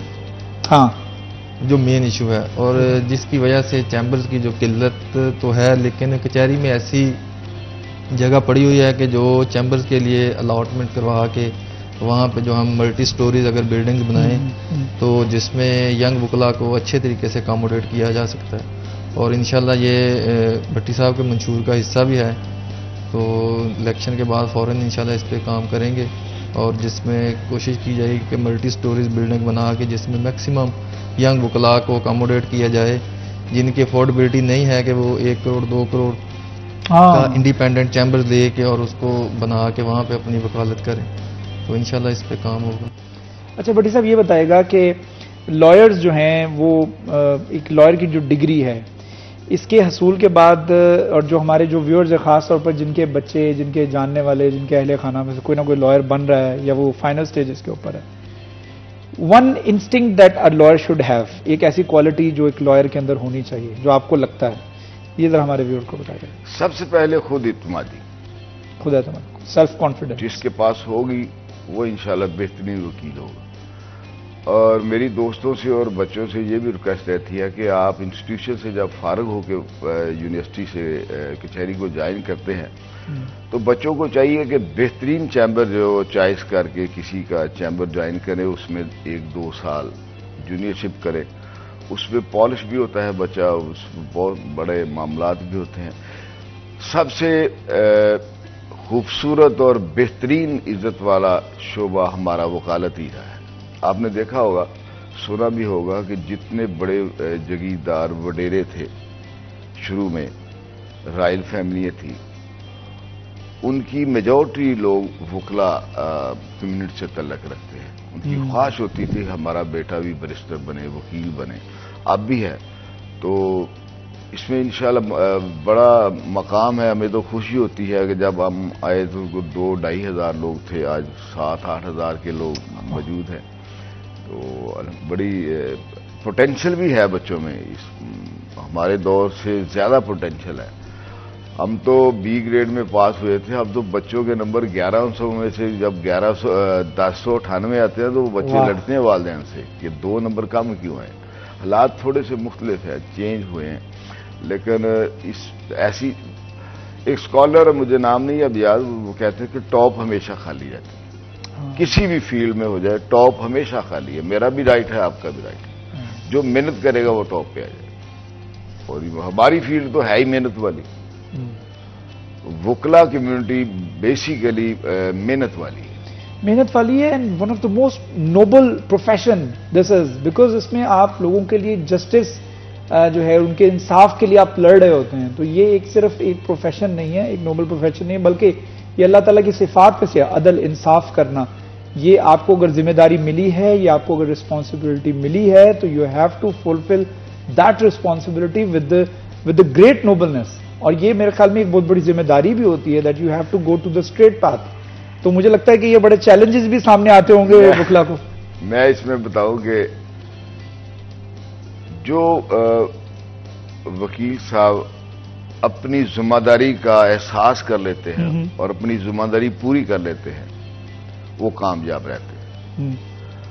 میرے بھی حقوق ہیں, لیکن میرے حقوق کے ساتھ ساتھ میری ذمہ داریاں بھی ہیں. اگر میں پہلے اپنی ذمہ داریاں ادا کر لوں تو میرے حقوق مجھے آٹومیٹکلی مل جائیں. تو میری تو کوشش بھی ہوتی ہے، دوستوں کو کہتا ہوں کہ یار اپنی اپنی ذمہ داری پہلے ادا کر لیں، حقوق ہمیں خود ہی مل جائیں۔ بالکل، یہ بڑا ضروری ہے۔ میں سمجھتا ہوں بٹی صاحب کہ ہمارے معاشرے کے، میں صرف وکلا کے والے سے بات نہیں کر رہا، ہمارے معاشرے کے کئی مسائل حل ہو سکتے ہیں اگر ہم صرف یہ سوچنا شروع کر دیں کہ ہمارے آبلیگیشنز کیا ہیں، سوائے اس کے کہ ہم یہ سوچیں گے ہمارے رائٹس کیا ہیں۔ لیکن ہمارے سوسائٹی کے اندر میاں صاحب ہر شخص یہ سوچ رہا ہوتا ہے کہ میرے رائٹس کیا ہیں، یہ میرا رائٹ تھا، یہ میرا حق تھا، مجھے یہ چیز ملنی چاہیے تھی۔ Even in the relation ships, اگر آپ ہسبینڈ وائف میں دیکھیں تو وائف یہ سوچ رہی ہوتی ہے کہ میرے رائٹس تھے، یہ میرے رائٹس پورے نہیں ہوئے، یہ بھی میرا حق تھا، یہ مجھے ملا نہیں، مجھے امی کے گھر جانا تھا، مجھے فلاں چیز چاہیے تھی، مجھے چھٹی چاہیے تھی۔ تو ہسبینڈ یہ سوچ رہا ہوتا کہ میرے رائٹس ہیں، میں گھر پہ آتا ہوں بجائے اس سے کہ میرے اوپر چلائے، میرے سے ہنس کے بات کرے، مجھے ہنس کے ملے، میرے یہ کپڑے پریس کر دے۔ ہم اپنے رائٹس کو چھوڑ کے جب اپنے آبلیگیشنز کے اوپر فوکس کرنا شروع کر دیں گے، جو بھٹی صاحب سے بڑی خوبصورت بات کی، مجھے لگتا ہے ہمارے مسائل جو ہیں معاشرے کے بڑے حل ہونا شروع ہو جائیں گے۔ آپ کو لگتا ہے؟ شراز بھائی میں اس میں نا اب بات تو سوری میں نے وہ کاٹ دیا، میں اس میں کلیئر کر دوں، جب کوئی بھی انسان جی اب وہ ہول دی کنٹری تمام ڈپارٹمنٹ کو چیک کر لیں، جو اپنی اپنی ذمہ داری اپنی آئینی حدود میں رہ کے کرتا ہے وہ کامیاب بھی رہتا ہے، وہ لوگ بات بھی نہیں اس پہ کرتے with in the limits, with in the limit, نہیں جو میری ذمہ داری میں وہ ادا کروں۔ صحیح۔ میں اگر وکیلا کو نمائندہ ہوں تو مجھے وکلا کی ہی بات کرنی چاہیے، مجھے گلا منڈی یا سوتر منڈی کے کام نہیں کرنے چاہیے۔ بالکل صحیح، بالکل آپ ایک صحافت کرتے ہیں تو آپ کو صحافتی امور پہ عبور ہونا چاہیے، ایگزیکٹلی، آپ کو یہ وکلا کمیونٹی میں ٹانگیں نہیں اڑانی چاہیے، ایگزیکٹلی، جس کا کام ہے اسی کو کرنا چاہیے۔ ججز ہے تو وہ ججز اپنا کام کریں، وکلا ہے تو اپنا کام کرے، وہ وابڈا کا ادارہ ہے وہ اپنا کام کرے، اسی طرح انسٹیٹیوشن آف پارلیمنٹ کو اپنا کام کرنا چاہیے، عدلیہ کو اپنا کرنا چاہیے، انتظامیہ اپنا کرے۔ جب ہم ایک دوسرے کے کام میں انٹرفیئرنس کریں گے تو مسائل ادھر پیدا ہوتے ہیں۔ میں اگر اپنا کام اپنی ایمانداری سے کرتا جاؤں، جو مجھے ذمہ داری وکلا نے دینی ہے، اگر میں اس کو ایمانداری سے ادا کروں گا تو مجھے یاد بھی رکھیں گے، میری عزت بھی رہے گی، میں کچھ اپنی کمیونٹی کے لیے کر بھی سکوں گا۔ عزت تو مجھے میرے وکیلوں نے دی ہے، صدر بنایا تو مجھے میرے وکیلوں نے بنانا، تو مسائل میں وہ سوتر منڈی کے حل کرنے نکل جاؤں، ٹاؤن ڈیولپروں کے نکل جاؤں تو مجھے لوگوں نے گالیاں دینی ہے نا۔ تو میں چاہتا ہوں کہ جو بھی ادارہ ہے، جو بھی انسان ہے، اس کو اپنی ذمہ داریاں اپنی حدود میں اپنی لمٹ میں رہ کے کرنی چاہیے۔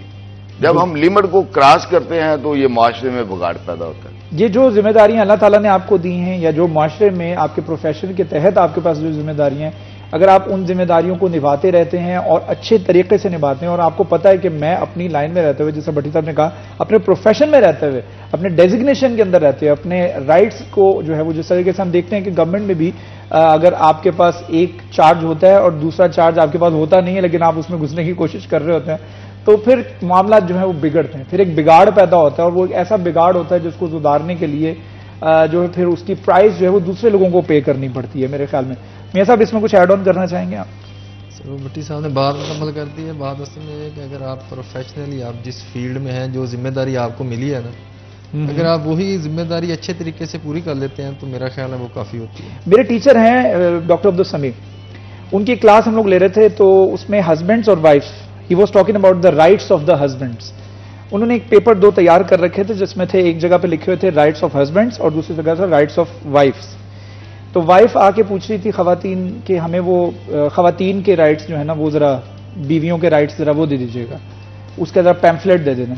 تو سر نے کہا نہیں جی، آپ لیں جی ہسبینڈ کے رائٹس، اور آپ جو مرد حضرات ہیں وہ لیں بیویوں کے رائٹس، آپ دونوں کو فلپ کر کے پیپر دیے جائیں، پھر آپ کو پتہ لگے گا کہ جب آپ صرف اپنے رائٹس کے بارے میں سوچتے رہیں گے نا، مجھے تو یہ بھی چاہیے تھا، میرا تو یہ تو میرا حق تھا، یہ تو مجھے ملنا چاہیے تھا، یہ مجھے ملا نہیں، کسی اور کے پاس چلا گیا۔ جب ہم اپنے صرف فرض کے حوالے سے سوچنا شروع کر دیتے ہیں یہ میرا فرض ہے، تو آٹومیٹکلی قدرتی طور پر آپ کے حقوق آپ کو ملنا شروع ہو جاتے ہیں۔ یہ میرا ماننا ہے، میرا ایکسپیرینس ہے، میرا تجربہ ہے۔ اس میں ایڈ آن کرنا چاہیں؟ آپ ٹھیک کہہ رہے ہیں۔ آپ دیکھیں گے کہ سوشل میڈیا ہو، چینل ہو، کچھ تبلیغ کر رہے ہوں لوگ، وہ عورتوں کے حقوق تو بیان کرتے ہیں، مردوں کو بھی حقوق ہیں، میں عورتوں کے خلاف نہیں ہو کرتا، لیکن مردوں کو بھی حقوق ہیں۔ اگر وہ اپنے حقوق ادا کرے، وہ اپنی ذمہ داریاں ادا کرے تو مسائل تو ہو ہی نہیں سکتے۔ عورت کو احساس ہو کہ یہ میری ذمہ داری ہے، مرد کو یہ احساس ہو کہ میری ذمہ داری ہے، تو اگر وہ دونوں اپنی ذمہ داریاں کا احساس کریں گے تو میرا خیال کبھی بگاڑ پیدا نہیں ہو سکتا. والدین جو ہیں ان کو پورے قرآن میں سے شاید کوئی آیت نہ آتی ہو صرف، لیکن ان کو یہ پتا ہوگا وَبِالْوَالِدَيْنِ احسَانًا، والدین کے ساتھ اچھا سلوک نہیں کیا نا تم نے. تو یعنی کہ اپنے ہم اللہ تعالیٰ کی کتاب بھی پڑھتے ہیں تو اپنے حقوق کے لیے پڑھتے ہیں. یہاں پہ میرے لیے کیا لکھا گیا ہے، میں اگر ہسبینڈ ہوں تو میرے لیے کیا ہے، میں اگر وائف ہوں تو میرے لیے کیا، میں اگر والدین ہوں تو میرے لیے قرآن کیا کہتا ہے. تو ہم لوگ جو نا اپنی جو سیلف آبسیشن ہے اس سے باہر نکل کے سوچنے کی ضرورت ہے. ہمارے ساتھ بھٹی صاحب موجود ہیں، ان کے تجربات سے ہم مستفید ہو رہے ہیں. ایک چھوٹا سا وقفہ لیتے ہیں، وقفے کے بعد دوبارہ حاضر ہوں گے. ہمارے ساتھ رہیے گا.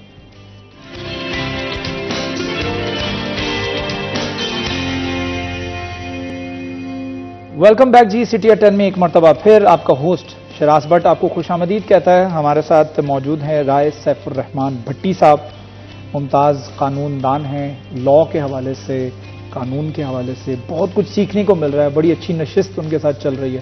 گفتگو کے سلسلے کو آگے بڑھاتے ہیں. بھٹی صاحب مجھے یہ بتائیے گا کہ ہمارے ہاں جو جوڈیشری کے حوالے سے بات کریں، ججز کی تعداد جو ہے وہ خاصی کم ہے. ایک جج کے پاس لگ بھگ 250-300 سے بلکہ اس سے بھی زیادہ تجاوز کر جاتے ہیں کیسز. تو آپ کو لگتا ہے کہ یہ تعداد واقعی سفیشینٹ نہیں ہے؟ ہمارے پاکستان میں دو قسم کی جوڈیشری ہے. ایک لوئر جوڈیشری ہے اور ایک اپر کو ہم ہائی کورٹ اور سپریم کورٹ بولتے ہیں. ٹھیک ہے. لوئر کو سیشن کورٹ، سول کورٹ بولتے ہیں. لوئر کورٹ میں آج بھی آپ فیصلہ آباد میں اگر کسی جج کی کاز لسٹ دیکھیں گے کہ 200+ ہوگی. لوئر کے والے سے، لوئر کے والے 200+ میں ایک جج ایک کیس میں کتنا ٹائم دے سکتا ہے؟ میں نہیں سمجھتا کہ وہ پراپر کوئی ٹائم دے سکتا ہے. اس میں اس نے ججمنٹ بھی لکھانی ہوتی ہیں، آرگو بھی سننے ہوتے ہیں. لیکن ان کو اپنی معاملات کو سیٹل کرنے کے لیے سپریم کورٹ کی تعداد تو یہ 34 کر سکتے ہیں. اور میں بڑے دعوے سے وثوق سے کہہ سکتا ہوں کہ ہائی کورٹ یا سپریم کورٹ کا جو ججز ہیں یہ شاید 5-7 کیس سنتے ہوں گے. موڈ کی بات ہے، 1-2 کیس سنے بس ختم کر دی بات. دل کیا تو سن لیا، دل کیا نہ. یہ تو کانسٹیٹیوشن پٹیشنوں کے حوالے سے لگے رہتے ہیں. عام کیسز آپ اگر غور کریں گے تو فیملی، باپ مر گیا، بیٹا مر گیا، پھر پوتا آ گیا، وہ معاملات نہیں حل ہوئے. ان کو چاہیے کہ لوئر جوڈیشری کی تعداد بھی بڑھائے اور ان کی مراد بھی بڑھائے لوئر، تاکہ کیسز کو پراپر ٹائم مل سکے. اگر کسی کلائنٹ کا، کسی شریف آدمی کا فیصلہ آباد سے یا لوئر کورٹ سے بھی کیس خراب ہو گیا تو وہ تو سپریم کورٹ تک خراب ہی رہے گا. تو اتنی بنیادی میں اگر ڈیپلی پڑھنے کے بغیر ججز فیصلہ کریں گے تو اتنے رش میں تو ایسا ہی ہوگا.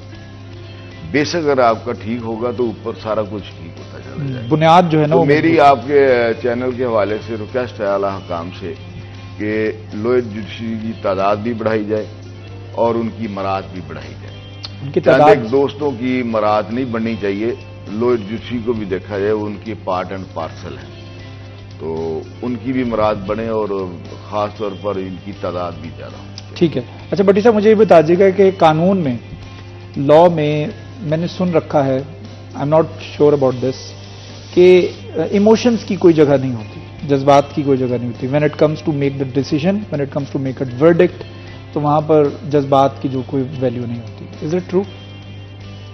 یہ اکیلا لا میں نہیں، یہ رومانس میں تو ایموشن چلتے ہیں. پریکٹیکلی ایموشن کی کوئی قدر و قیمت نہیں ہے. خاص طور پر عدالتی نظام میں ایموشن کچھ نہیں ہوتا. اس بات معاملات نہیں چلتے، ٹو دی پوائنٹ بات ہوتی ہے وہی چلتی ہے. ایموشنز میں آ کے کوئی فیصلہ نہیں ہو سکتا.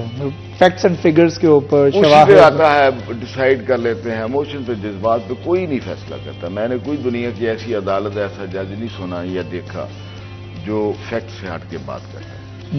بٹ صاحب اس پروفیشن میں آنا آپ کی اپنی خواہش تھی یا گھر والوں کے پریشر کی وجہ سے، یا ایکسیڈنٹلی آ گئے؟ بیسیکلی میرا اپنا شوق بھی تھا، لیکن میرے والد صاحب نے بھی مجھے، میں بیسیکلی سپورٹس مین تھا. 96 میں میرا لائسنس ہے. اس سے پہلے میں انٹرنیشنل فٹ بالر تھا. وابڈا کا میں امپلائی تھا، لاہور وابڈا کا. 96 میں جب میرا لائسنس آیا تو میں نے وکالت فٹ بال بھی چھوڑ دیا اور اپنی جاب بھی چھوڑ دی. میرا اپنا بھی شوق تھا, میرے والد صاحب کا بھی, تو اس میں ملا جلا ہے. زبردستی اس پیشے میں نہ تو میں آیا ہوں نہ مجھے کسی نے دھکیلا ہے, خود آیا ہوں. ولنگلی آئے ہیں. اچھا, یہ اسپورٹس مین شپ سے اچانک سے فٹ بال سے لائر, کیسا زبردست, اور انٹرنیشنل فٹ بال سے لائر, ماشاء اللہ. میاں صاحب مجھے آپ بتائیے گا کہ یہ آپ نے خود ہی چنا شعبہ یا پریشرائز ہوئے یا ایکسیڈنٹلی آ گئے؟ پریشرائز ہو کہ آپ کسی کو کسی فیلڈ میں بھیجیں بھی تو وہ آپ بھی سمجھتے ہیں اور اچھا پرفارم نہیں کرتے, وہ اچھا پرفارم بھی نہیں کرتا اور وہ کلک بھی نہیں ہوتا. وہ ایک عجیب سی نا سچویشن میں بندہ اپنا وقت گزارا ہوتا ہے. تو جب آپ دل سے آتے ہیں, خود سے آتے ہیں, تبھی آپ اس پروفیشن کو جوائن بھی کرتے ہیں اور آپ اس میں گروم بھی کرتے ہیں. تو میں خود سے آیا ہوں, تو میرا شوق تھا, میرے بھائی تھے, انہوں نے مجھے موٹیویٹ کیا کہ آپ کو اس فیلڈ میں جانا چاہیے. دین میں نے پھر اس کو جوائن کیا اور الحمدللہ. اچھا, ایک فلاسفر کہتے ہیں کہ اس شخص سے زیادہ خوش نصیب کوئی شخص نہیں ہے جس کو اپنے شوق میں اپنی روزی ملتا ہے. تو میرے خیال میں جہاں پہ آپ گھڑی دیکھنا بند کر دیتے ہیں کہ میں نے کام سے واپس گھر پہ جانا ہے, تو اس پروفیشن میں نہ صرف آپ ایکسل کرتے ہیں بلکہ اپنے پروفیشن سے ریلیٹڈ جتنے بھی لوگ ہیں ان کے لیے آپ فائدے کا باعث بھی بنتے ہیں. Is that true? یہ درست بات ہے, لیکن ہمارے وکلا میں یہ مائنڈ سیٹ میں ہے بات بڑی کلیئر, میرے اپنے تلخ تجربات سے گزری ہے کہ رزق تو اس ذات نے دینی ہے. جب ہم سوچ کے آتے ہیں کہ آج ہم نے اتنے پیسے کمانے ہیں تو وہ ایسا نہیں ہوتا. ایسا ہوتا نہیں, ایسا ہوتا نہیں. ان ایکسپیکٹڈ بھی فیس آ جاتی ہے, توقع کے برعکس بھی آ جاتی ہے, لیکن یہ طے شدہ معاملے ہیں کہ کوئی کسی کو بلا وجہ فیس بھی نہیں دیتا. ہمارا پروفیشن ایسا ہے. ہم کو گندم تو سیل نہیں کر رہے, ہم کسی کو انصاف لے کے دیں گے, اگر ایک بار دیں گے 2 بار دیں گے, یہ اسی طرح ہے معاملات چلتے ہیں. لیکن جو آپ کی بات ہے وہ خوشی والی بات یہ ہے کہ ہر بندے کو شکر ادا کرنا چاہیے. مجھے تو زیادہ خوشی ہوتی ہے اگر آپ کے پاس کچھ 4 پیسے زیادہ ہیں, مجھے زیادہ خوشی ہوگی. ہاں, میرے دوست کے پاس پیسے ہیں, میرے جاننے والے کے پاس پیسے ہیں. تو میرا خیال جو بندہ حسد نہیں کرتا, اللہ اس کی تمام خواہشات کو پورا کر دیتا ہے. میرا اس پہ ایمان ہے. ماشاءاللہ.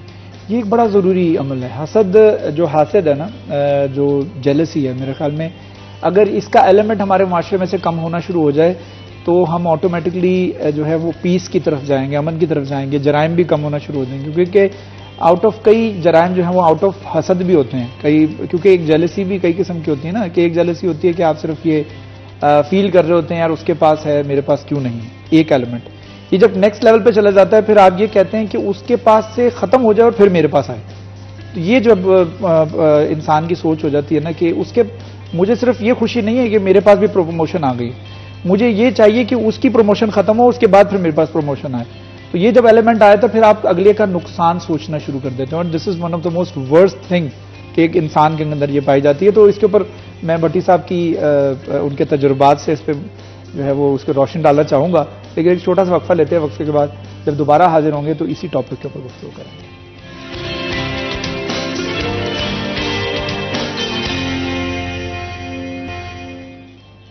Welcome back G. City at 10 میں ایک مرتبہ پھر آپ کو خوش آمدید کہتے ہیں. ہمارے ساتھ بھٹی صاحب بھی تشریف رکھتے ہیں, ان کے ساتھ ساتھ میاں ندیم صاحب بھی موجود ہیں.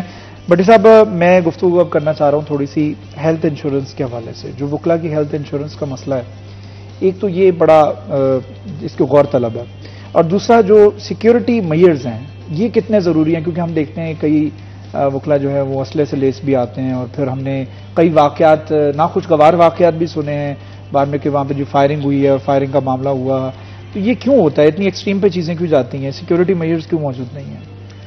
یہ شراز بھائی ہماری بدبختی ہے کہ ہماری وکلا کی ہیلتھ پہ, اس کی فیملی کی ہیلتھ پہ کسی نے ابھی تک دھیان نہیں دیا. ٹرو. آئی ڈی کارڈ پہ وہ 5 لاکھ کی انہوں نے اسکیم شروع کی تھی, اس پہ بھی انہوں نے ختم یہ کر دیا, ہیلتھ وہ کارڈ بنا تھا, اب 1-2 معاملات میں وہ استعمال ہوتا ہے ورنہ نہیں ہوتا.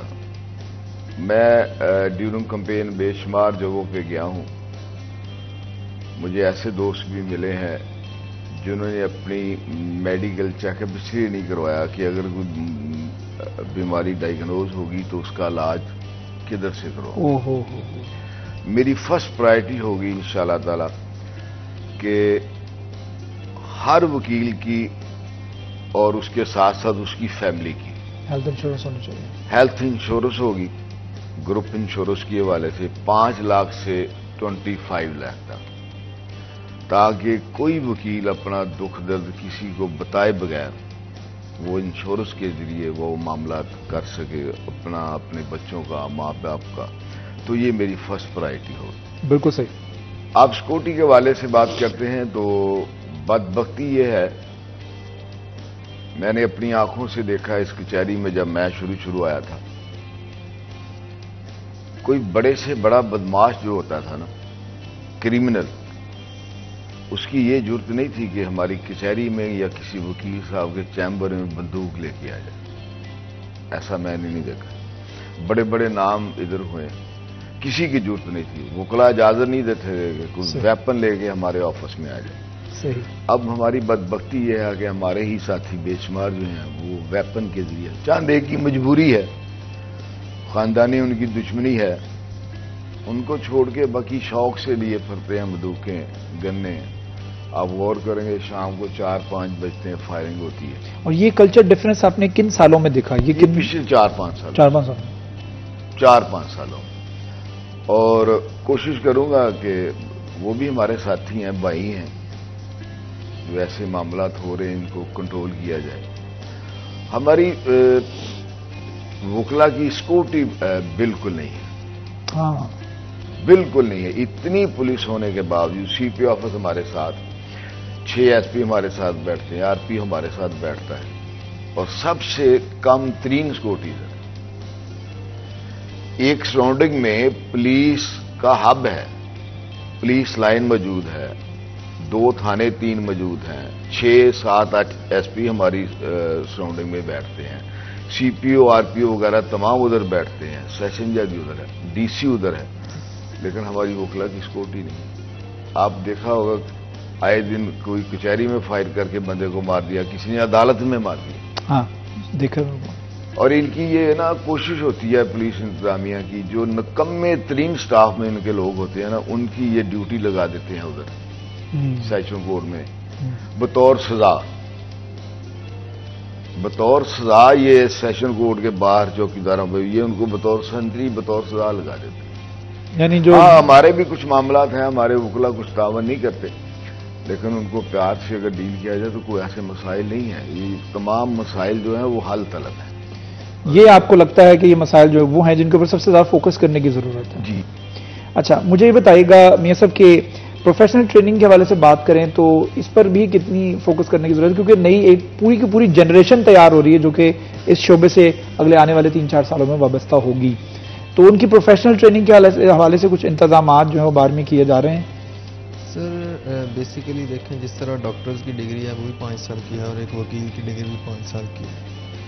वो भी डॉक्टर आपकी जान की हिफाजत करता है और वकील आपके माल और आपकी सोसाइटी में होने वाले जितने भी फसादात हैं उनके साथ उसकी फाइट होती है, किसी एक बंदे के हक के लिए, किसी दूसरे बंदे के हक के लिए। वकला की जो प्रोफेशनल ट्रेनिंग है वो मैं समझता हूँ जिस तरह डॉक्टर्स को 2 साल वो किसी हॉस्पिटल में किसी इदारे में जाके हाउस जॉब करते हैं, इस तरह यंग वकला के लिए इस तरह का कोई इदारा जिसमें हमारी कचहरियाँ हैं जजेस के साथ ऐसा इंतजामात और ऐसी क्लासेस होनी चाहिए जिसमें उनकी प्रोफेशनल ट्रेनिंग हो, उनको ट्रेंड किया जाए कि एक वकील की क्या क्या ड्यूटीज़ हैं और क्या क्या लाइबिलिटीज़ उसके ऊपर होती हैं और वो कितना अहम है इस मुआशरे के लिए, या जो बंदा उसके ऊपर आके के एक जिम्मेदारी डालता है और वो कितने अहम तरीके से उसे अदा करना चाहिए। बिल्कुल, ये बड़ा ज़रूरी है।